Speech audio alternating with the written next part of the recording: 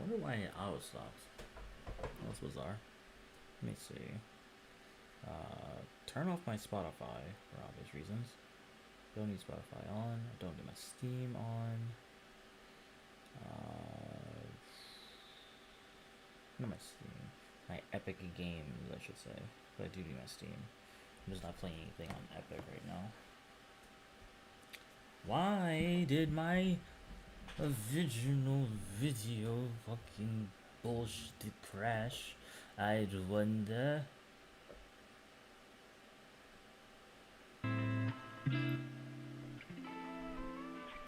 My YouTube video apparently crashed all of a sudden. So I gotta go see what's going on with that.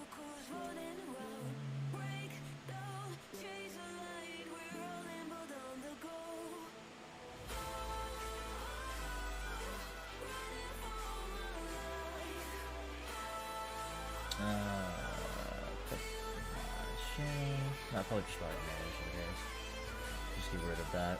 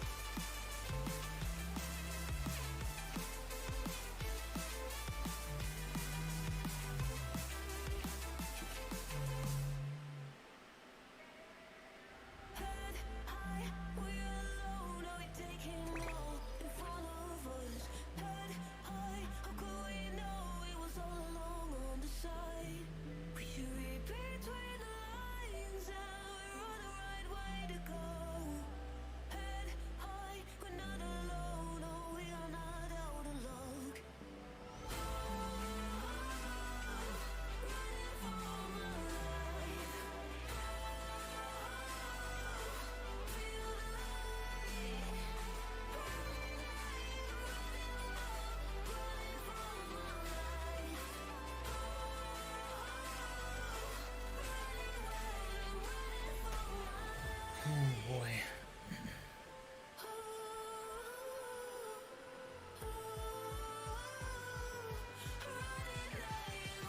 I'm like watching another person's video while I'm working on my own channel's like videos. So this is funny. This is funny in a stupid way.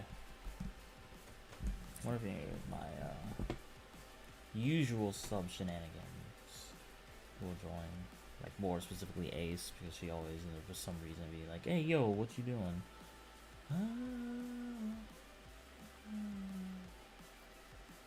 So what's this? The Lady Returns. Oh, Markiplier.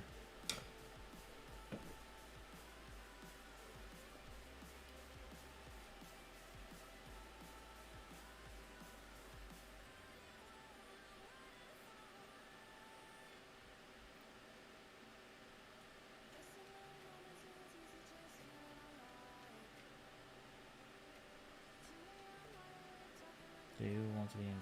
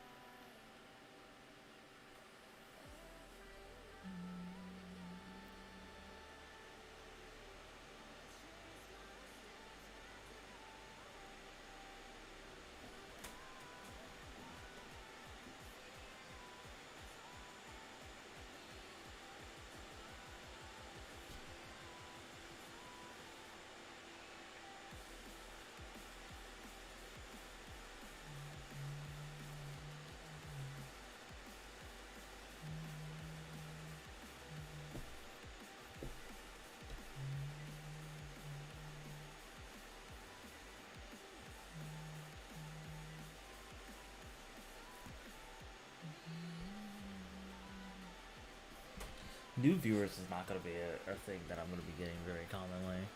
And I'm not surprised. I'm not really that worried about it either. Not at the moment, at least.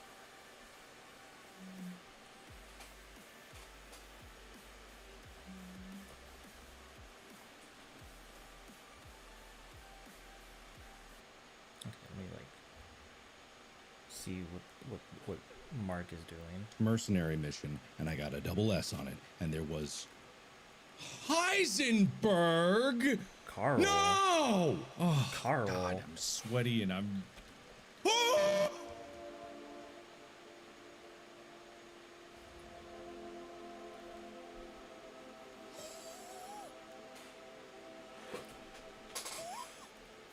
This dude.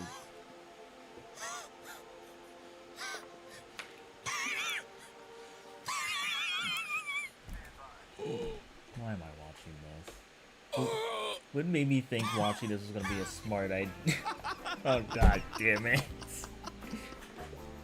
Why am I watching this? I am on YouTube while streaming YouTube, watching a video. Okay, it wasn't intentionally watching that the first thing I was gonna do a was Markiplier video, wow. which is on what the wow. Incredible power. God. Is so the perspective. Why is she Oh, so yeah, they gotta be tall? up on the top shelf. Lady lipstick. What does that even mean? What does it? What is that? All that does? Is that all that does? No. It's not a it fills weapon. them- It's just. It Of fills, course, it fills you up a have to. meter, Like, apparently. why wouldn't you? Oh, He it's doesn't gone. notice, though. And okay. Oh, she's a melee focused character. Got it. Wow. Hi, what's up? Naturally what? Ah, okay, slamtastic. Power and thrill are greatly increased when slammed enemy hits nearby other enemies. When an ornate vanity hits 3 or more enemies, the cooldown time to rethrow the vanity is greatly reduced. Thrill Keeper increases the time thrill is active for. Makes her look fantastic and gives her a thrill boost. Well, you know. Yep, I can't disagree with that one. Oh, you throw your weapon as a vanity. Oh, this Wait, is the so actual- worth it. I don't care Wait, about that. seriously? God, yes. I need to throw a vanity. Let's get the cooldown down as far as possible on that. God, this is incredible. I don't even know what thrill means. What would thrill means? Oh my God. You can say whatever it is you want to say. Well, that hardly means anything. God, this is all I've ever wanted. I'm gonna spit on my fucking Oh water. man, this was so. I mean, it was fun. Don't get me wrong, it was fun. I'm not complaining about anything. Yes, hello. Hello. Come on, where's my vanity? Hey, God, it's hard to get to you because you're so small. No wonder she was having trouble fighting Ethan. She couldn't even see. Take a vanity. I don't know where I got that. Oh my God. Okay. Control plus Alt. Whoa! Oh, she's a summoner. Got daughters on demand. What the hell? Take a vanity. How about some bugs? Oh yeah. Why am I watching This is incredible. I mean, just astonishing. Take some of that. How about a vanity for you? God, is everything I could have ever dreamed of. Ever. Oh, the only thing I'd say is that I need to upgrade the claws because the claw I missed. I'm sorry. Claws aren't doing as much damage as I would like. Oh, my combo. I lost it. God, I was right there. All right, what other abilities can I have? Lady Scissorhands, slicing attacks. Okay, speed increase. I think speed, honestly. Like, cause I'm kind of, there we go. Good Now lord. that's the menace that I know of. No, You know, if God. Lady D had added a little more speed when fighting Ethan Winters. Excuse you. You. Oh my God. Winters. Excuse you. You. Oh my God, I love it so much. Oh, that's incredible. Oh, man. Okay, so everything's close-ups. Might as well do that. God, this is the most wonderful day. I'm so happy. Man, you do take a lot to kill. This is the harder mode, by the way. I didn't know if that was very clear. Okay, so it's best to combo them, right? Okay, so you do want to combo them left and right. Right, okay, so enough of that. Take a vanity.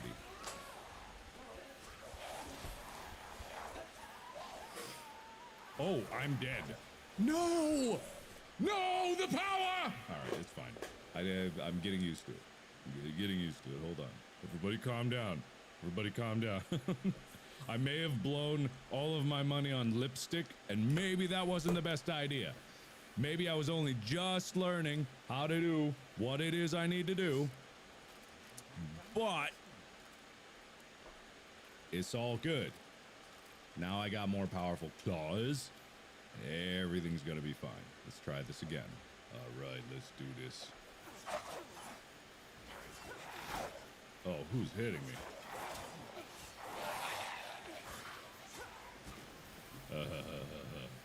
Okay, this is actually great because there's strategy involved. Oh, yes.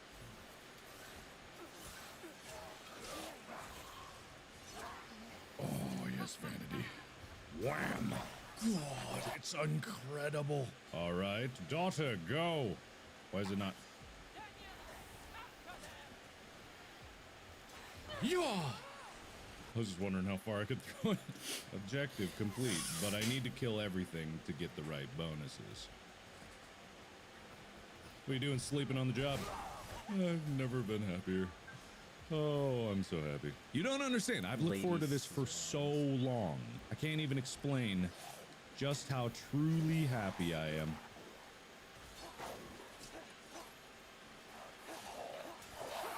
There we go. Now I'm sure Carl will still be better. hang of it.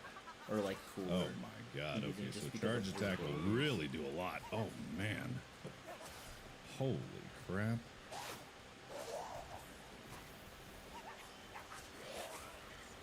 Vanity. Not dead yet, huh? Oh man. Oh, you have no chance. Oh wait, Cassandra, that is a different daughter, so it's like I alternate them. Oh man, this is incredible. Speed, okay, definitely. One more enemy.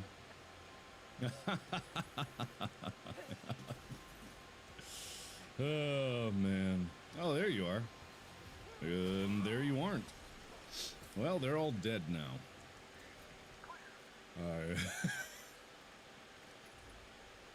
God. This is yeah. And all I'm doing is picking up money. There's no ammo to pick up, so it's like all money all the time. Oh, the vanity, of course. More vanity.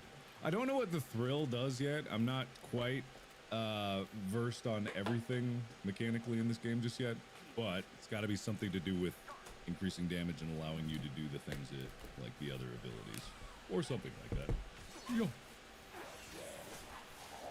Who keeps shooting me with arrows? Stop. Okay.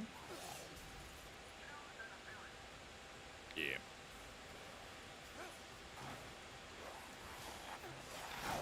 Oh, come on. All these tiny, tiny creatures. And now I get Lady D's plight. It's hard to hit things that are tiny. My thrill is low. Yeah. Okay, there's the thrill. That's what I'm looking for. Just a little bit of the thrill. That's all. Oh, hell yeah. Excuse me. All right, let's get the thrill up. Somehow this does indeed get the thrill up. Vanity. Bela. I don't even remember Bela. Oh my god. Sliced to ribbons. To ribbons, I say. Oh, man. Oh, close combat attacks, of course. Man, sometimes the damage is just, like, incredible. Take this! Ah, damn it. How am I gonna get you? I can't even... Take bugs. Where's my daughters? Hey, daughters, I'm getting... Oh, my God, it's too... I'm too tall! How is that even possible? How can I be too tall? And just all I have is my vanity for long range. Hi-ya! Oh, wow.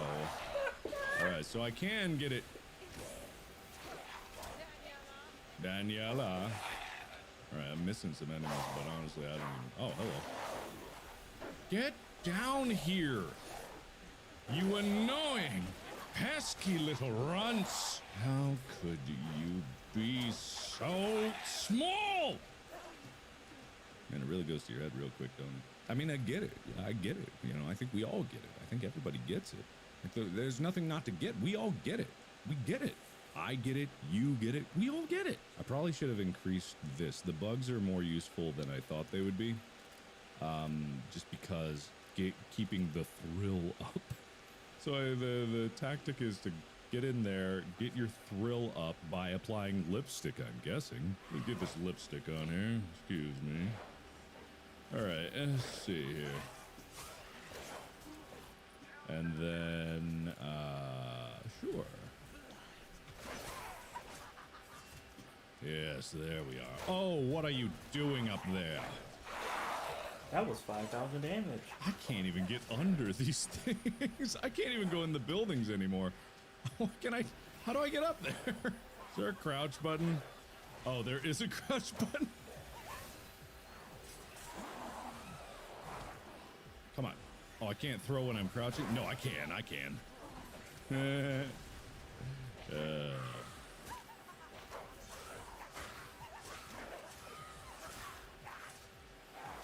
Oh, man. Oh, yes, please, the time. Like, it's gotta be terrifying to see Lady Dimitrescu, like, barreling down at you. It's gotta be terrifying. Well, terrifying to some, probably. Ugh. Well, I was going for the barrel there. Oh, you're so tiny. Oh, you're uh-oh. Well, let me just use. Excuse me, I just need a drink in the middle of this fight. Come here, you.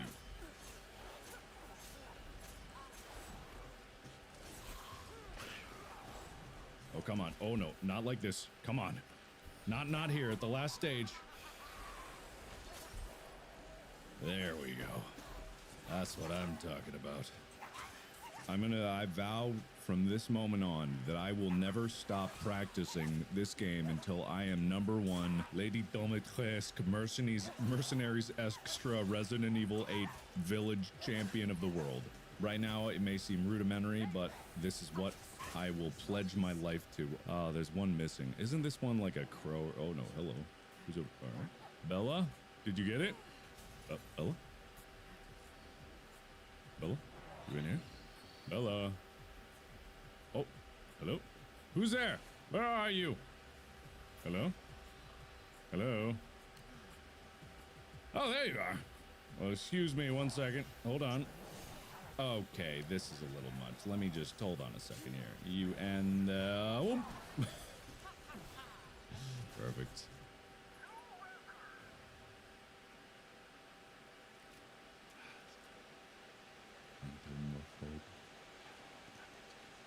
Do more damage to enemies for being stronger. Oh, you get... Oh my god, if you play Dimitrescu more, you get better abilities. Two-handed slice attacks? What do you mean? What do you mean?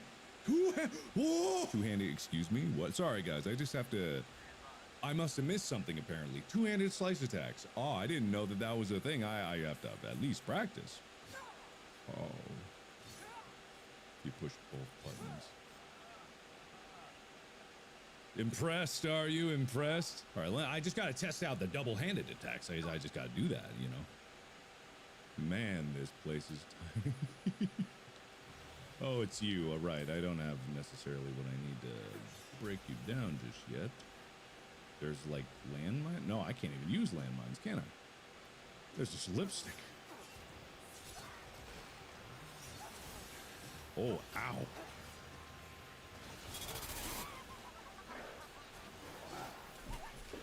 I'm sorry. Ah, yes, he must have fucked up. Oh, now we're getting. Now we're starting to really feel this out. Is there an enemy so I can keep my combo up? There's one. Well, alright. There goes the oh my god, just go! I'm just not used to this bulk. Oh, yeah. When you got this much to haul around, it really does start to hamper you. Oh, I'm missing one enemy? Ah, I'll never find it. Oh, well, I guess I'll just have to play this level over again. Oh, what a shame. I didn't get the completion bonus. My score is way lower than it should be, but alas, that is just the way it is. Ah, oh, my camera died. Look, you just put a picture of Lady Dolmetre. That's really all it should be anyway. I don't know when that died, but it couldn't have been that long ago, so, that's the only thing fitting. That's just what it is right now.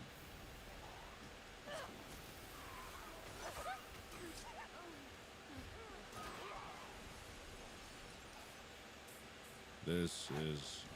I have no commentary because I am so focused on the intense gameplay that you see before you.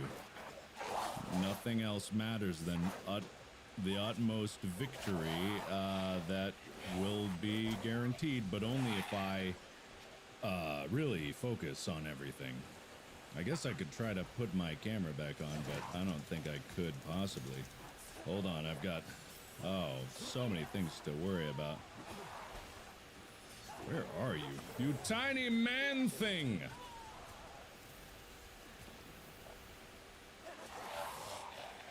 Yes. Ah, so the bugs can do that. I see, I see. Oh, before I go in there, let me do my ability here. Can't lose out on an ability. Oh, those must be ability. Okay, those are upgrades that appear only if you get them from the upgrade thing. Oh, there I am. Am I back? I'm back. Okay, good. Man, this. I just like I have a permanent smile on my face, and I there's nothing. It's just such a good game. The game is so good, and you can't even fault me for saying that. You can't be like, well, I'm just saying that I'm being exaggerated. It's not.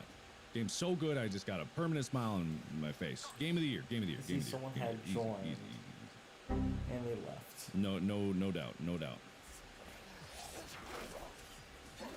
Daughter. You shouldn't be fighting me, daughter. I feel like this is not okay, you know. I feel like you deserve that, and maybe you just forgot for a moment who I was, and I get it, the bloodlust and all that, but yeah, I won't be nice next time. I don't know what you're talking about. I hate if you're gonna try to attack me. I hate that you think you can win, because it's pretty pathetic. Daughter, are you on my side, or are you gonna just stand there and be an idiot? Well, all right. You pick your loyalty, and I'll guess I'll be waiting. There we go, all dead. Ah, if only there were some more, but alas.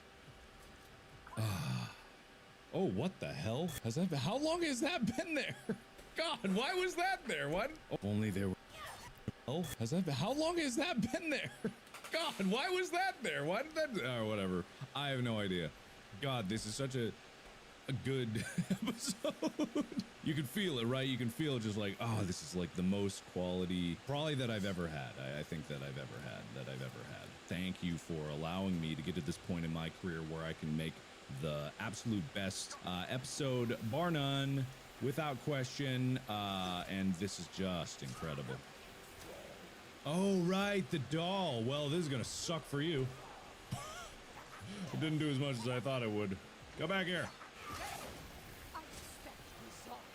I expect results. Hey, hey, you get back here.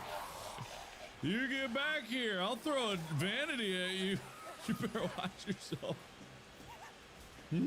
It's like the cackle on the tiniest little hits. I think the doll is right there. Man, you really don't want to get caught, do you? Vanity! Ah, damn it. Can I hit you from here? There we go. More. How about this? My God, nothing stands a chance.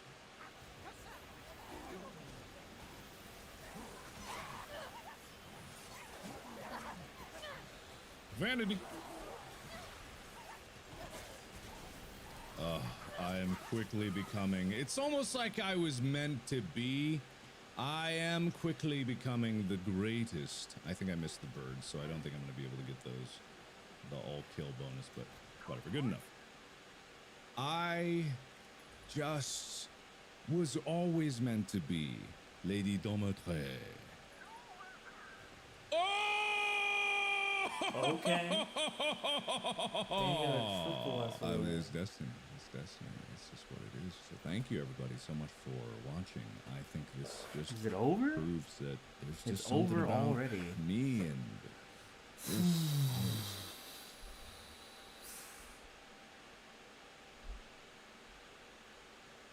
I'm just gonna watch this just for the hell of it. On behalf of, God damn it. as a proud native of Ohio, I would like to say on behalf of all of us, stop the memes, okay? You guys are projecting this image out there that Ohio is some type of weird apocalyptic hellscape, and we just quite frankly don't appreciate it, okay? This is what Ohio looks like, completely normal, all right? It's a completely normal state, so if you post any memes, please delete it out of respect for us, because we are, what?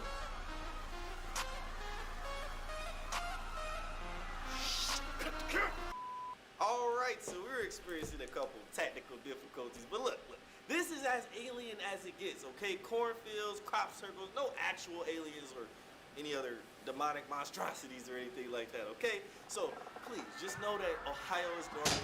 Please come to Ohio, okay? I need some actual friends in it. What? Bob, are you propping the wall up properly? Well, why does it keep on? Alright, so back to what I was saying about Ohio being completely normal, okay? This is what it looks like, okay? We ain't got no zombies, alright? You know what I'm saying? We need some normal people to come here because everybody done got body snatched, and the wall fell, didn't it? Bob, let me talk to you real quick. Let me talk to you real quick, Bob. Just real quick. Let me talk to you real quick. Oh, Lord.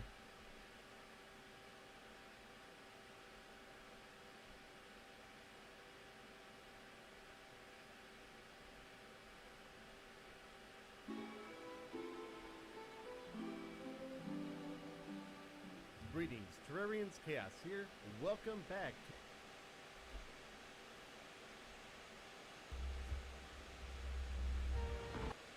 what was that?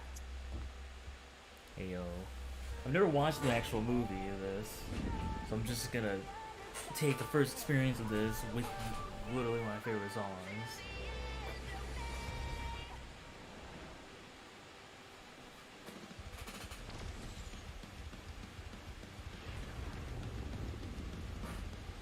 So he really gets supersonic actually in the second movie, which is, I guess I should expect that.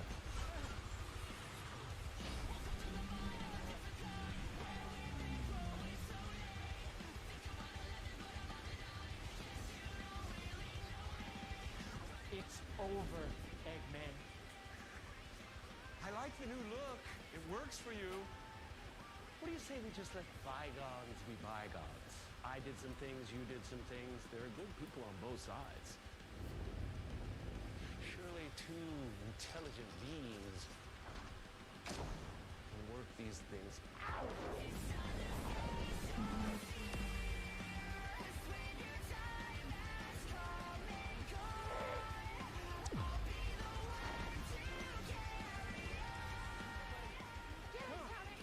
Yeah, come on.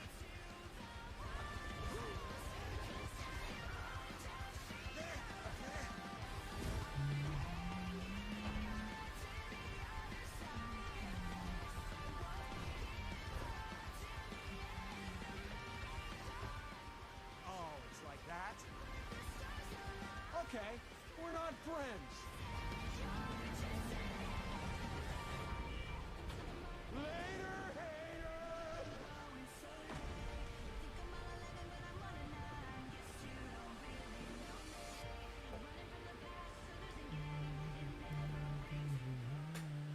And diamonds will be born.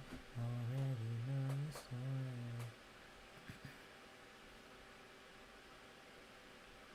Hey, yo, wait a minute. Young-hearted kids. Ah, yes.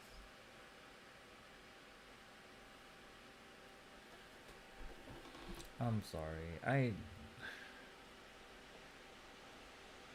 Uses money as ammo. Normally, you might use it as a fun novelty for a bit, but I decided to try and beat the entire game using nothing but this weapon, forcing me to constantly manage my money as to not run out of ammo. So, will I be able to pull off this challenge? Looks like it's time to find out. I think I'm gonna go for... Oh, wait, I could let the guide kill something, actually. Oh hey, shit, hey, is my mic picking Please, up come my here and let computer, Mr. Kyle like, attack. heating up and As I shit? spawned, I had No, no I wouldn't be weapon, surprised so in now order that I to think about jumpstart it. my progress, I needed to get some coins without being able to attack, and the guide was the perfect solution. Dude, Kyle sucks. Kyle, please. I just need you to shoot the slime, dog. Do a little 180. Oh, he's better. Kyle's goated. Yeah, dude, you see that 180? That was a freaking trick. Oh my gosh, and the jump shot? Kyle's insane. Okay, we have 79 bullets now. What are you looking for? You know what? I know what I'm looking for. This cactus right here so that I can make cactus armor. That was what I was looking for. I definitely had a plan the whole time. I promise. I have a crazy idea. Are you ready for this crazy idea that I'm having right now? What if, now hear me out, what if, just this once, I actually sort my chests? Once I got my hands on some ammo, I was able to quickly get a simple base setup. So next, I decided to venture underground in search of some better accessories. Mushroom biomes tend to have big looty. That's what I'm banking on here. So far, I'm seeing small looty.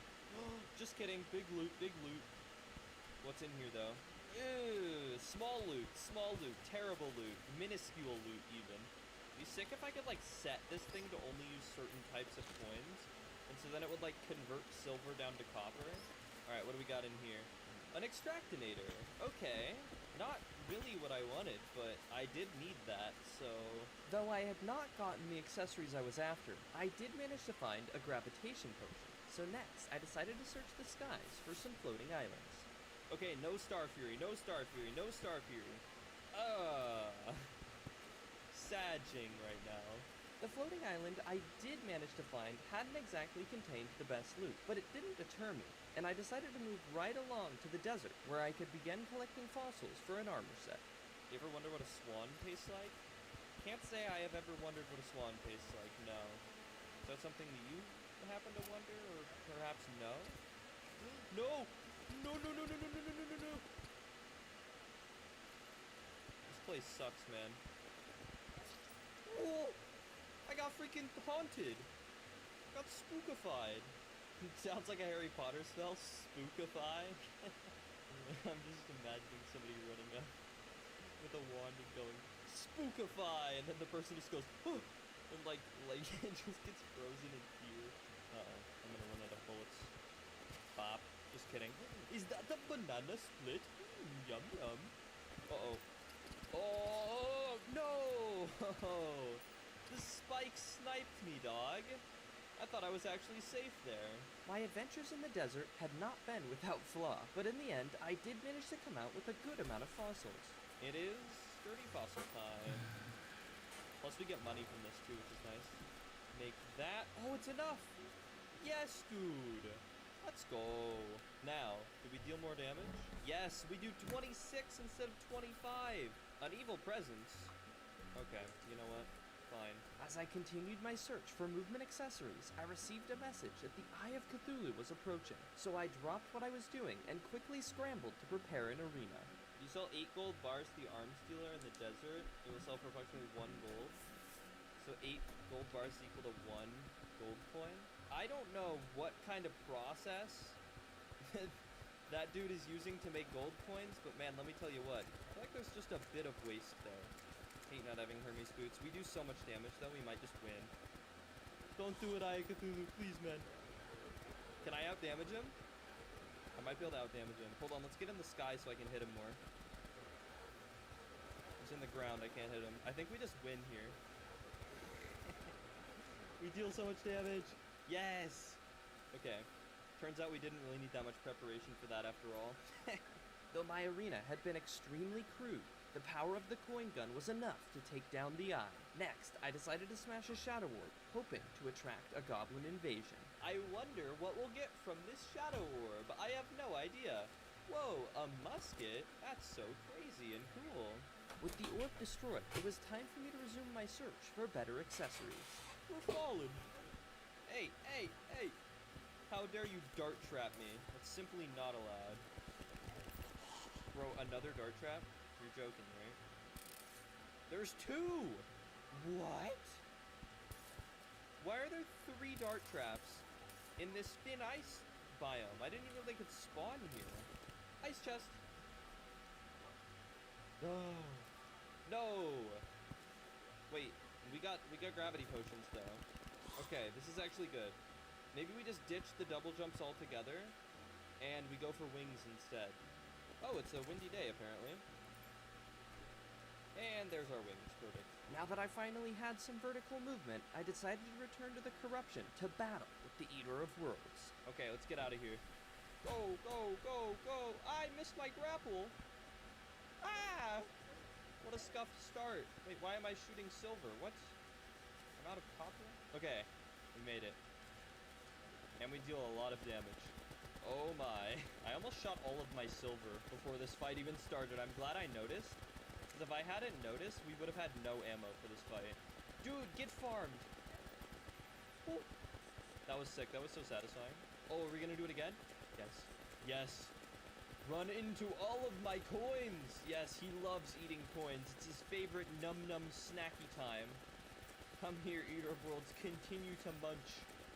I'm shooting silver. It doesn't matter. He's getting shredded now. Oh my gosh, the silver coins. It was too much for his little body. He can't handle it. Oh, I'm sorry, Eater of Worlds. That was kind of brutal to watch. After nearly wasting all of my ammo at the start of the fight, the Eater of Worlds had been defeated in one of the most satisfying battles I had ever fought. Seeing how much damage I did, I next decided to move on to Skeletron as night fell once again. Get out of here, zombie. Alright guys, are you ready for this? It's Skeletron time. We're about to take him down right after I munch on his grapefruit. God damn it. Curse. I didn't really put much thought into how I was gonna get out of there, did I? Well, now we're gaming. Die, Skeletron, die! You do remember I have a dash as well. I haven't been using it a whole bunch. Imagine if I was just using gold coins right now, how fast I would just be absolutely destroying all of my funds. Wait, did I kill the hand? Oh no, it's here. Okay, now it's there. Dude, we're kinda destroying. Am I shooting my silver? Oh, frick! Dude, I'm lucky I noticed that, or else we might have run out of ammo. That was close. I was 15 shots away from having no ammo. Come here, Skelly man. There's no way we lose now, right? Probably? Maybe? No, actually dumb. Actually dumb. I forgot that my wings are terrible because I don't have rocket boots. I tried to fly over him there. Alright, we got him. We got him. With Skeletron defeated, I could enter the dungeon and collect some of the loot that its depths had to offer. Ooh, a nice little alchemy table right at the top. Don't mind if I do. Freaking crumble bricks, man. Worst feature of the game. I'll tell you what, if I was gonna rank all of the new items in 1.4, crumble bricks F- tier. Get those things out of my video game. What? An aqua scepter? That's disgusting.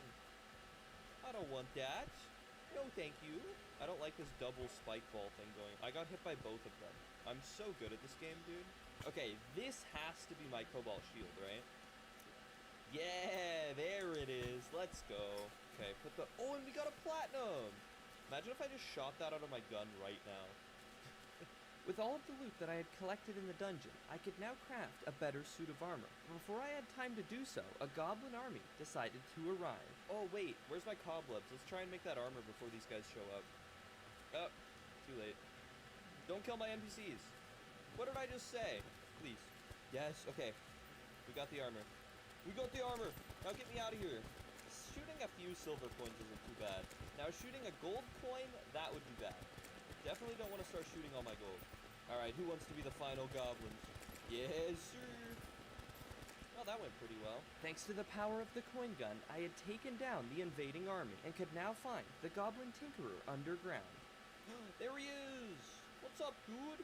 So, step one, let's buy rocket boots. Let's buy a Tinkerer's Workshop. We're down below a platinum, but I can accept that. The Tinkerer's Workshop and rocket boots would allow me to craft one final upgrade to my movement, and with this, I was now ready to take on the Wall of Flesh. But before I did so, I decided to construct an underground gold farm that I would be able to use for mimics and souls once hard mode was activated.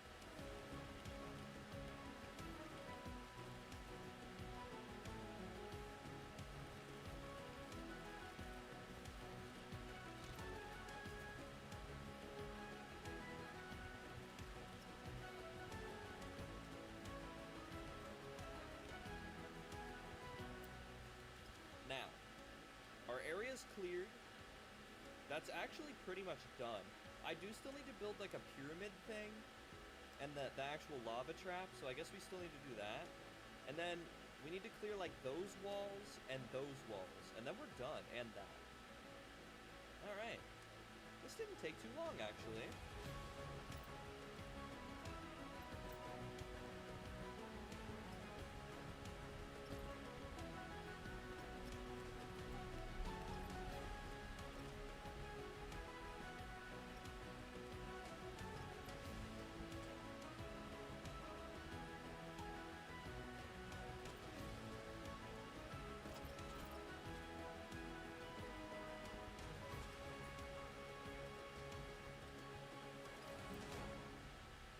Now let's see, if I throw in a copper coin, does it burn?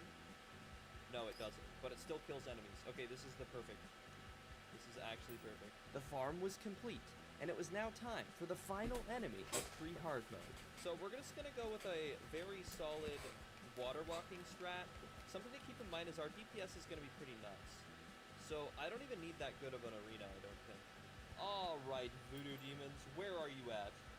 Am I gonna need to build a guide house down here or something? This looks like a pretty good guide house, right? Would you live here? Rate this place. Would you live here? Literally in the underworld? Yeah, but think about it. You'd never be cold. You wouldn't have to pay to heat your house. Hello, Mr. Guy. How are you today? Could I interest you in a jacuzzi? What do you think about that? Sounds pretty fun, right? See you later. It's time for the wall. The Wall of Flesh had arrived. Now it was time for battle. I should just craft a bunch of the silver down into copper now so that I don't run out ever. Alright, Mr. Wall. See, the problem here is that I'm actually having a pretty hard time hitting him. When I do hit him, I deal a lot of damage. Oh, well, there goes all my silver. Oh, I have gold on me. Okay, we're fine. Ooh, that was almost bad, though. It's a good thing I have all this gold on me. Mr. Wall of Flesh, your time is near. I'm having a hard time getting through with him. Maybe I should use silver coins. I could. I have 200 more silver coins that I could potentially use here. I had a feeling it was going to be hard to get through these hungries, but this is worse than I thought. I think I just let it shoot silver, honestly. When these copper coins run out, I just let it shoot silver. Oh, I got stuck, dude. I am glad it switched to silver coins there because I was stuck. I actually thought I might die. Okay, we're fine though. Nice. Wall of Flesh is down, and we got a breaker blade that I'm not allowed to use. Let's go. Hey, we got a ranger emblem. That's actually really good. Wall of Flesh was defeated, meaning hard mode had arrived. Though I was celebrating now, this did mean that I had reached the point of the game where the coin gun was naturally obtainable, removing any previous advantages that I had held. Now I would need to get creative if I wanted to continue my success in this challenge, but that would have to wait for another day. If you enjoyed the video, consider subscribing so you don't miss out on part 2 when I upload it. And if you don't want to wait that long, I'm actually live right now at the time of uploading this video. There'll be a link to... Hey guys, and welcome back to the Coin Gun Only Challenge. Where we last left off, I had completed an AFK money You know what, I farm need to double and check defeated the something. Wall of Flesh. Let me So in see. between episodes, I spent a couple hours in the farm and managed to get a decent bit of platinum. Okay. Thanks to this, I decided to Double retire checking the success. copper coins that I had been using up to this point and started using silver for the beginning of hard mode. And speaking of the beginning of hard mode, as I booted up my stream, the first order of business that I wanted to address was smashing some altars in order to generate hard mode ore. Now let's smash some altars and not die. Oh, and we got adamantite. What do you know? Very nice. 3 more altars here. Did I say 3? I meant 6.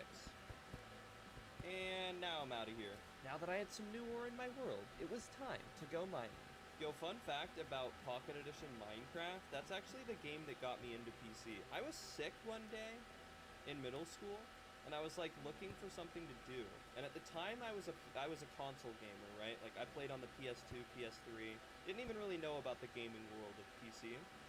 And then I was like, I found Minecraft Pocket Edition. I was like, oh, this is cool. So I played that like the whole day that I was sick at home. Later on, I started watching YouTube videos on it, and I found about the PC version of Minecraft, and I was like, holy frick, I didn't even know this was a thing.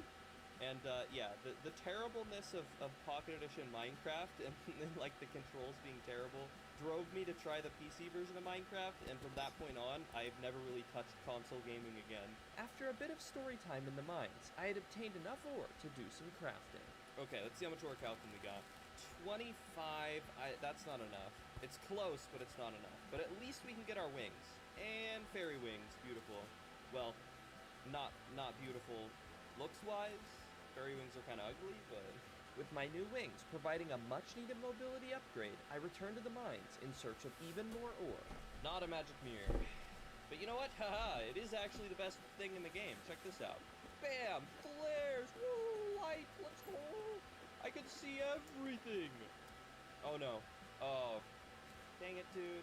We gotta start over. I hit the goldfish with the flare. I used a weapon. Challenge invalidated. We gotta start over, guys. Hopefully you can understand. Oh wait, it's raining! Oh, whoa. Put everything on hold. After ascending from the caves, I noticed it was raining, which was significant because I wanted to craft frost armor, which would require me to fight ice golems that only spawn during blizzards. Oh no, why are you here? You're gonna kill me! Stop that! That's illegal. Okay, I'm too close to the corruption. I need to go farther to the left. I don't want any of these corruption idiots. Oh! He's already here! And I'm getting attacked by a worm that I can't see? I can't see anything. Oh, it's my worst nightmare. I'm out of money! Please tell me there's some money on the ground. Okay. Picked up 56 silver. The stupid worm is ruining everything. Okay, the worm's dead. I have 15 health and like 5 bullets. Ah! So let's mine some of these trees.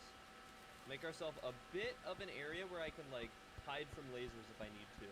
And now we have our impenetrable fortress of anti-laserness. Dude, I think it stopped raining. I got trolled. It did. Frick, dude. We found one ice golem and died to it. Well, the rain will be back, probably.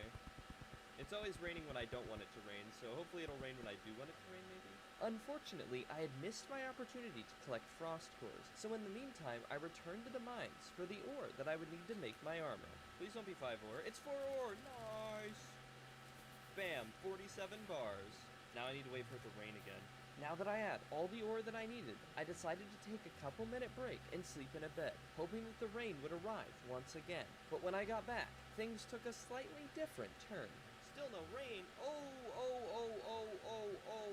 that's a good time to get back. I still don't have my armor though. Drink sussy juice? Excuse me? There's no way I beat Destroyer with this armor, right? I'm gonna do less damage and take more damage myself. Well, we're gonna try it anyways, I guess. I mean, on the plus side, I do have a pretty good weapon, right? As long as I'm using silver coins here, it's just like, I'm gonna take so much damage. I'm going through coins very fast, it would seem. Yeah, there's no way. I don't even think I have time to beat this with my current damage. Like, even if I wasn't about to die, I have barely done any damage to him. Knight's like a third of the way over. Oh, and he's killing my NPCs. Okay, that's real cool, Destroyer. Alright, here's what I'm gonna do. Kill me! Thank you. This little scuffle with Destroyer had not gone very well, but it had provided me with some useful information. Now I knew that I would definitely need to upgrade my armor, and some potions wouldn't hurt either. I've been stalling. I've been finding any task to do in this stupid game to wait for it to rain, and it won't give me rain. As rain continued to elude me, I eventually decided to work towards the Ankh shield, and before long, all that was left to obtain was the Nazar. So off to the dungeon I went. Ooh! Whoa! Why? Stop, please. You know what I should do? Campfire. Campfires fix every problem. Alright, you know what? Screw this. We ain't getting a Nazar. Get me out of here. It's not raining! Ah! Rain! Let's do a fishing quest. Give me pangfish. I need the pangfish. Wait, if Rack are your initials, what is your full name? Wouldn't you like to know? What did I say? Noi? Close enough. Hey, there it is. At this point, I think what we're gonna do, guys, is just make adamantite armor and fight the mech bosses. Tired of waiting for rain, I decided to craft regular adamantite armor. Let's see how much our damage goes up. So right now, what? You guys told me that was enough bars. It wasn't enough bars. Oh, probably because frost armor takes less than just regular adamantite. That would make sense. Okay, I think that's enough. I was actually half expecting it to be raining as soon as I showed up here. Alright, so I want ranged. Now equipped with this hard mode protection, I finally felt ready to take on the mech bosses. I don't care.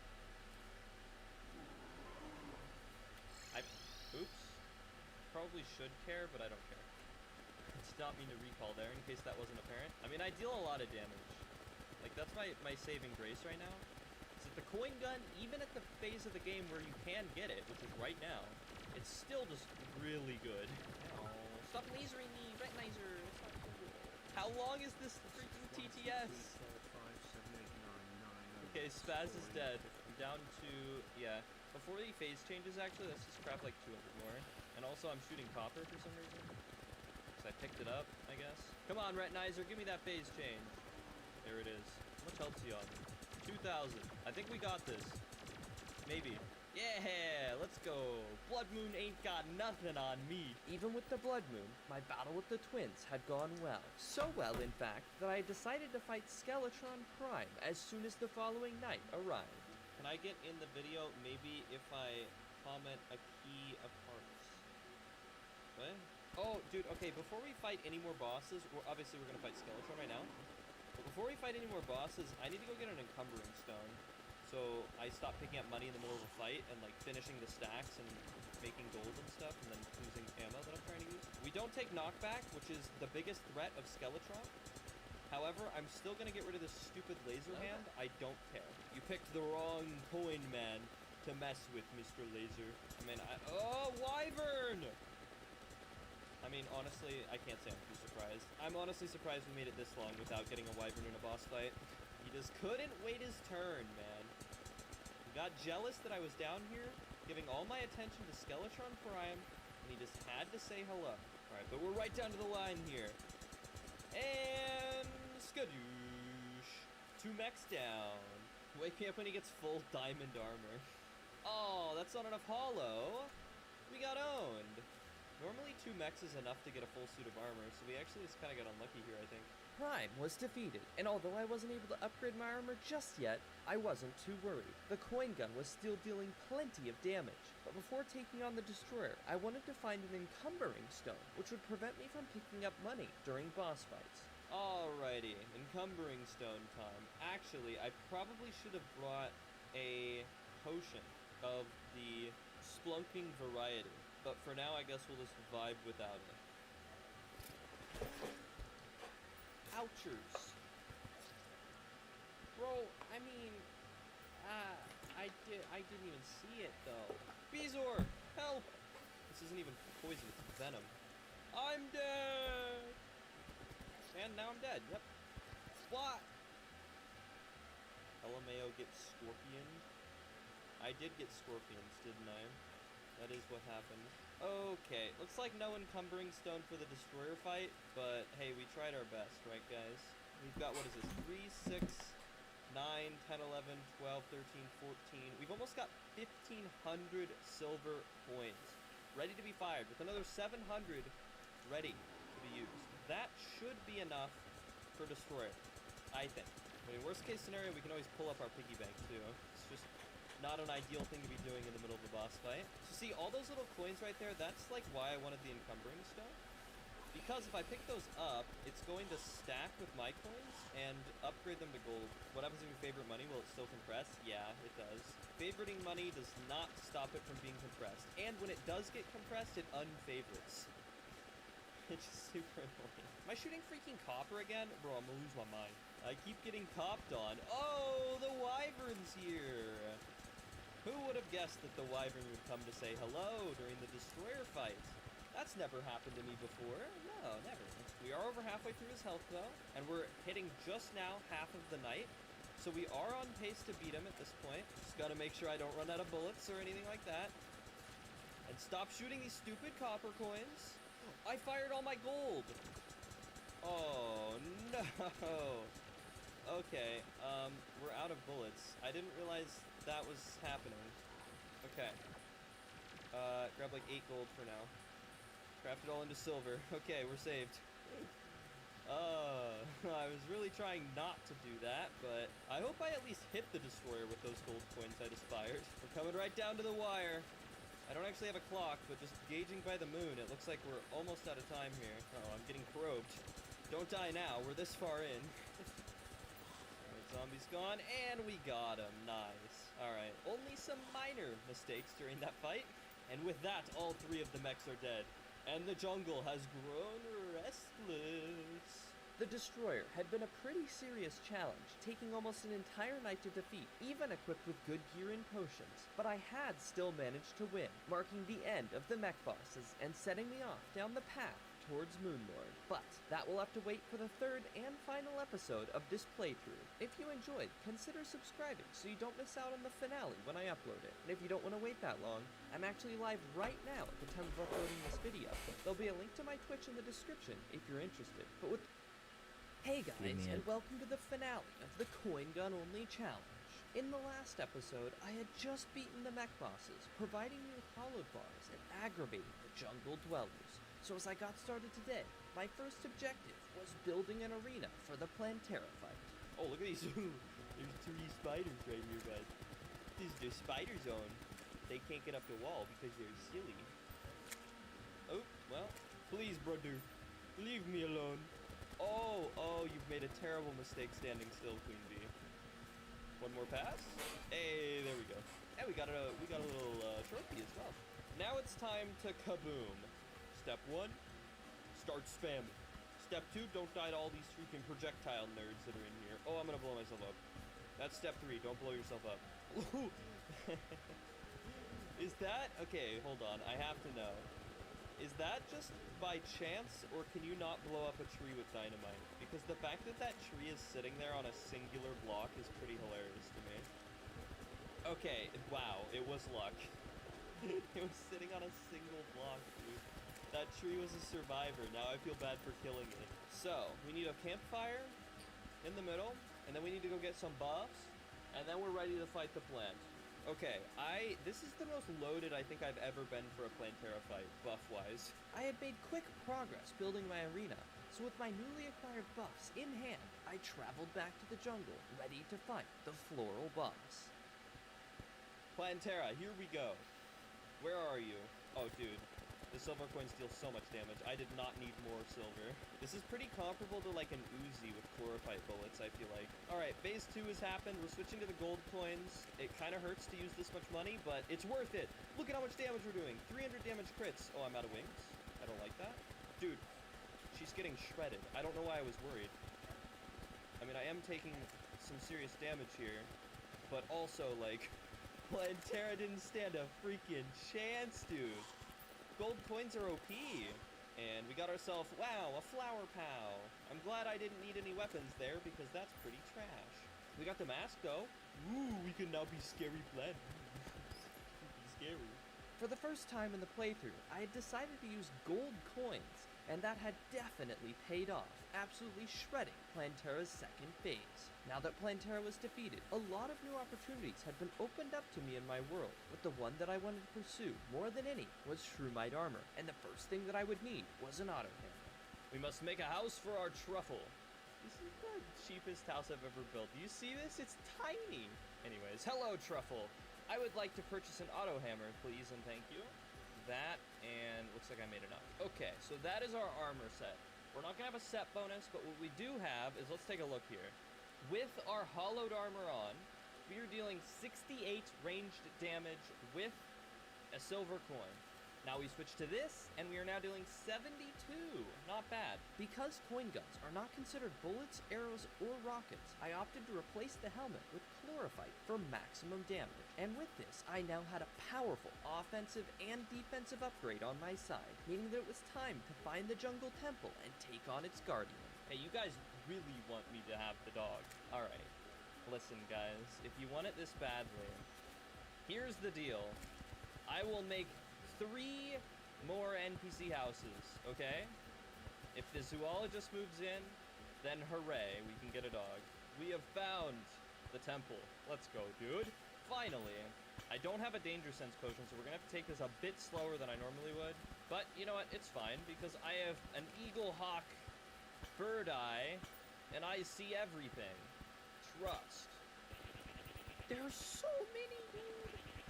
Do you guys see this? Okay, bro. Alright, man. That was so many lizards. We've done it, though. Did I just see Goblin Army? Oh, no, it's pirates. Huh.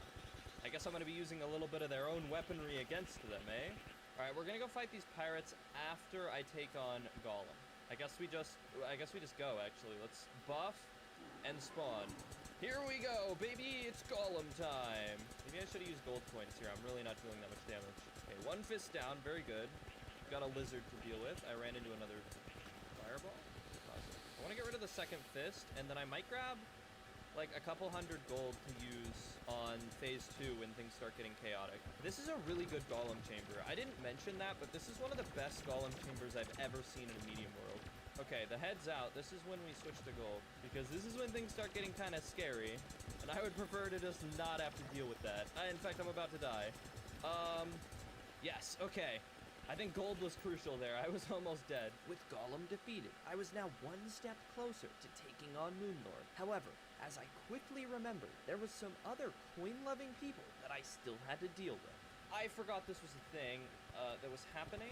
I kind of just wanted to manage my inventory, guys. Uh-oh. That could be a problem, potentially. We've almost got him! 3.5 cannons have been eliminated. Ah! It hurts! My bones!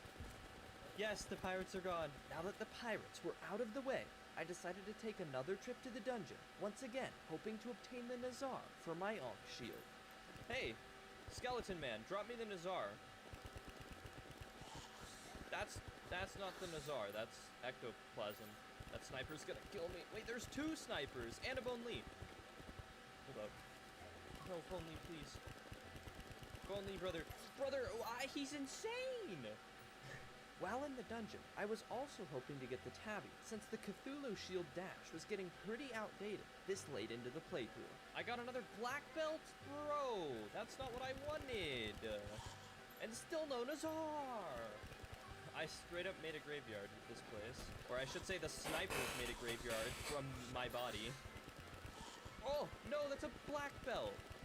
Dude, and that's a jousting lance. We've gotten now a shadow jousting lance. And 3 black belts, but no tabby, and no Nazar, which are the 2 things I actually came here for. No loot, of course. Don't know what I expected. Oh, but I'll get a Spectre Staff, yes. Yes, just give me the 3rd Spectre Staff. That I'm totally fine with. Ow! There's a paladin! That's a problem. I need you to stay right. After a long and painful session in the dungeon, I still hadn't gotten either of the 2 items that I had wanted, so I decided to give up for now and shift my sights to the surface. Step 1. We buff. Step 2. We murder the cultist. Trying not to get hit by the archer because they deal like more damage than the cultist itself. Be gone, cultist. You are not welcome in this world. I would like to fight the pillars, and you are the only thing standing in my way. Gold coins are making pretty quick work of my man. Plus, when he stands still, he's pretty easy to hit here. I think we should have this one in the bag. Cultist is nearing death, and we are on full HP, with plenty of bullets to spare. Looks like Cultist couldn't handle the bling. He couldn't handle the coin gun style, but he is now dead. And we have won with 2 platinum to spare. With the lunatic cultist defeated, now only the celestial pillars stood in between me and my final foe. But as I quickly realized, the coin gun was no longer as powerful as it had once been. I didn't really think about this too much, but the pillars are gonna suck. Because they don't drop money. One thing that we've always relied on was the fact that enemies dropped money to replenish our ammo. But pillar enemies don't drop money. Why are you not dead? Why are you not dead? You're supposed to take more damage than that, Crawlipede. What the heck, bro? After being sent back to spawn by a Crawlipede, I decided to focus all of my attention on the nearby Vortex Pillar. I don't deal any damage. This is going to take forever. The coin gun's really fallen off. I really should be using gold against every enemy at this point. Yo, Cthulhu, can I get some cash? Bro, I swear I'll pay you back. They're at my house. Alien queens are at my door. Wait, does this work? Oh, it doesn't work. Ah! Here. Oh, hey, look, the zoologist is here. Wasn't there something that we wanted to do with the zoologist? Oh, I can't remember. I swear there was something that they wanted me to do when the zoologist moved in, but what was it? Well, perhaps you guys wanted me to buy Pikachu. I mean, that's a pretty good investment if you ask me. Look at that. Now we got Pikachu as a pet. Alright, guys. I'll buy the pet licenses, okay? Look, all 3 of them are on their way. Has that made you guys happy? Messing with my chat had been fun, but now it was time to get back to business. We're so close to finishing this. We must make our final push to the Vortex Pillar! Ah! Well, this might take a while. Come on! Yes! We've done it! 1 pillar is down! 3 to go. Wait, I was sleeping while the storm. I didn't know you could do that. After my experience with the Vortex Pillar, I had realized that silver coins were no longer going to cut it. So I decided to AFK in my money farm overnight, and the next morning I got back to work. This time with gold coins at my disposal. Alright, let's see how bad this solar pillar is. I have a feeling this is gonna take a while. Oh! Okay, we might be here for a while. I have been eliminated. Goodbye. I would like to die in peace. Thank you. Oh, dude, we're so close.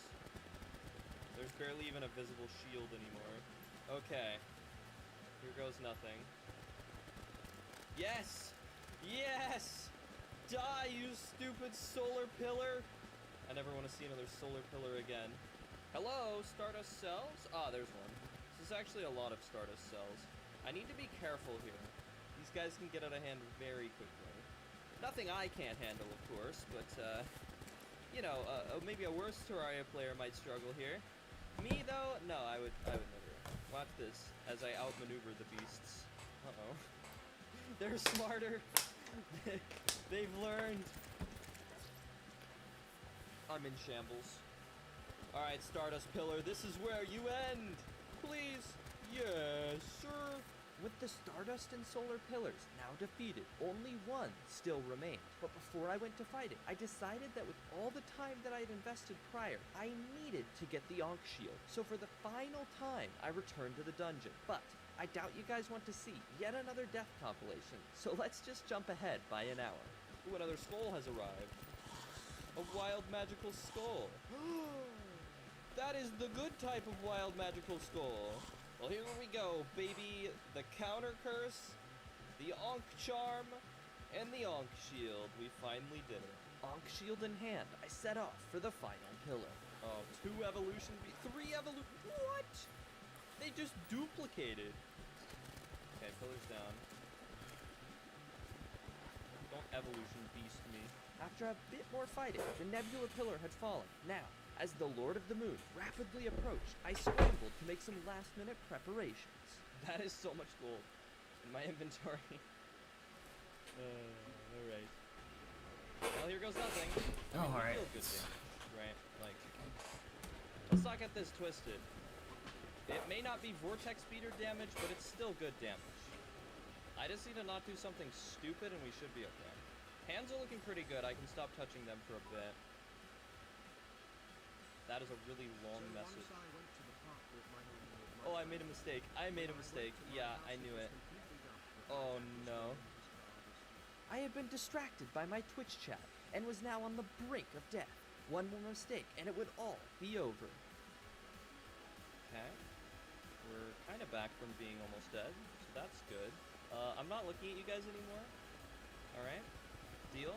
Because I'd prefer not to die, probably. It was looking like my health had stabilized. After the near-death experience, I was not going to take any more chances. So all 3 eyes are down around 5k right now. And that was a bit more damage than I would have liked to take there, but the core is up. Core is on 45k. We're looking pretty good here. Probably about time to think about turning around. That's the scary part, but it's better to do it before you run out of platform. Like right now, actually. Yeah, that's a good timing. That beam was supposed to go the other way. Oh, the dodge! Yo! Ninja Gear coming in clutch, dodging the beam. That's actually so sick. I think we got him, guys. Yeah, baby! The coin gun for the win! Pay to win Terraria! Let's go! Dude. I was kind of concerned. I'm not gonna lie. I was kind of sweating. When that freaking TTS came out and I missed a cycle, what was I on, like 80 health? I was one-shot, man. That's one-shot in a Moonlord fight. After narrowly avoiding a couple of close calls, I had managed to take down Moonlord with the coin gun, successfully completing one of the most interesting challenges I'd ever attempted. If you enjoyed the video, consider subscribing so you don't miss out on my next. What the fuck? This mod adds in a bunch of cool effects for weapons and reworks some of Terraria's items. It also adds in a bunch of unique bosses to fight, along with some other unique and cool things worth checking out. Let's hop into the video. So we are here with the Dormant Dawn mod, a cool little content mod here that adds in a couple of weapon reworks, adds in some new bosses, items. You know how it is with little content mods. But yeah, let's get straight into it, starting with a couple of the weapon reworks here. Now I believe like literally almost every weapon, but like a majority of vanilla weapons probably have a little rework to them. I grabbed a couple of the cool ones. Let's start with the Phase Blade and Phase Saber. I'm just gonna press left click, and also as you can see, you know, I'm moving my head around the mouse, or moving the mouse around my head follows it. Cool. Yeah, I'm just gonna left click, and look at that, making me feel like a Jedi. Let's get to it. Let's bring in some stronger enemies. Goblin Thief. Sure, why not? Let's get it spinning and let's run into him. Nice and easy kills right there. Covers a lot of range. This is a sick attack. One thing you'll also notice with this mod is it has a lot of lighting stuff. When I step on this geyser right here, you know, there's a little bit of extra lighting to it. Makes it look really good. Yeah, we got the Phase Saber. This one has got 3 blades on it. So let's bring in some Wraiths here and let's hit them with the triple blade. Pretty sick. I like the idea of that. I don't know. It just gives the Phase Blade and Phase Saber more life because, you know, without this mod installed, they're literally just swords that you swing. Yeah, look at this. I can also like swim around. He's got a little swimming animation. You can turn like a bunch of this stuff off in the config options. So if you don't like any of this, at least you get the option to turn it off. But yeah, next up, we got the Wand of Sparking here. Let's check it out. Charges up. Got a nice little animation to it. Boom. Look at that. Shoots a big spark. Can't even call it a spark. This might be like a fireball at this point. It still does damage. I'm acting like the Wand of Sparking is the greatest early game magic weapon. Ever since they buffed this in 1.4, this thing is an underrated weapon. Alright, next up we got the Space Gun. I think it just has a prettier animation as we can see. A lot more flash to it, and I respect it. After that, we got a good couple of books here. Now, I believe all the tomes from vanilla, and some of them in a different way now, as you can see. It like comes out in front of you, and you shoot it around. Kind of interesting. So instead of you holding it in your hand, you're kind of summoning it. Gives it more of like a magical feel to it. Yeah, let's bring in some enemies, hit them with it. I mean, we've seen the water bolt. We know what it does. It looks a lot prettier though, thanks to this mod. Yeah, like I said, pretty much all of these do that. Some of them they just look good. They just look sexy. We got the golden shower. Boom. Ready to pee on people, but it's sexy. The Magnosphere, now this is the one where things get a little crazy, is the Magnosphere. This one might be loud. Whoa, hey. Do I even have the book out in here? I don't even have the book out in here. I don't even know what it was doing over there. But yeah, Magnosphere. Let's check it out. Ready? Get ready. This might hurt your ears. Oh my god. And as you can see, it follows where your mouse is. So this thing can actually get pretty devastating. Pretty dangerous. On top of how loud it is. You got the Crystal Storm, which is fairly similar to how it usually is. We got the Book of Skulls, another one I think is similar. It just looks cool. Gives a little more flavor, a little bit more detail to the tones. Next up here, let me go ahead and whip out these staves. So all the staves have been touched up a little bit. I wouldn't say they all have unique attacks, rather than they all have a unique attack. And this is what happens when you fully charge. Just a big explosion happens. You can still shoot it off like normal. The more you charge it, the bigger the beam. But yeah, they all have that type of attack, but obviously it's going to be more powerful and bigger the better the staff is. So this one takes forever to charge to 100, but when you charge it to 100, it's going to have a way bigger explosion, do more damage, of course. Boom. Like, look at that. Those were hard mode enemies we just busted on. Next up, we got the Vile Thorn. Also another one that you charge up here. Damn, you could just shoot like a giant thorn at enemies. Honestly, I think I like that more than the OG Vile Thorn. I was never a fan. Never been a Vile Thorn fan. Maybe the upgraded versions, they aren't too bad. But OG Vile Thorn, I don't know. Never used it. I just think there's better weapons using it to get your hands on. But as you can see, it does do its old attack. Splits into 3 though. And next up, we got some hard mode swords here. We know with 1.4.4 or whatever version it is, I really don't remember. They updated all the swords and stuff. This mod also updates all the swords and stuff because we are playing 1.4.3. As you can see, every sword, I think every sword that's like a regular sword swings like with this animation, and it just looks so graceful. It looks nice. It goes great with the game. I like it. It's just something about it. It just feels more fluid, more smooth. But then we whip out the Terror Blade here. And look at this. Beautiful. I love the animation on this. I love the attacks on it. It's awesome. Not to mention, there's a right click attack. Let's see the right click attack. Oh my god. Let me see this on a boss. Whoa. Apparently the mod also does that too. Pretty sick. Didn't even know that. Oh, critical strike? You got like a whole freeze. Oh my god. I didn't know the mod did all this. The creators of the mod, their first language isn't English, so it's kind of hard to find too much information about the mod. But like, that was sick. I didn't know that happens. What if I summon in other bosses? Oh my god, look, they all get like a little animation animation. Wait, let me kill him before he leaves. Oh, okay, I guess not. We gotta be nighttime. You know what? We make it nighttime. I gotta see the death animation now. Nighttime, bring him in. I gotta kill you. I gotta see a death animation. You have piqued my interest. You sucked back into a hole where you came from. That is so sick. That is such a neat little detail that this mod adds in. But yeah, that was a handful of some weapon reworks here. Pretty sick.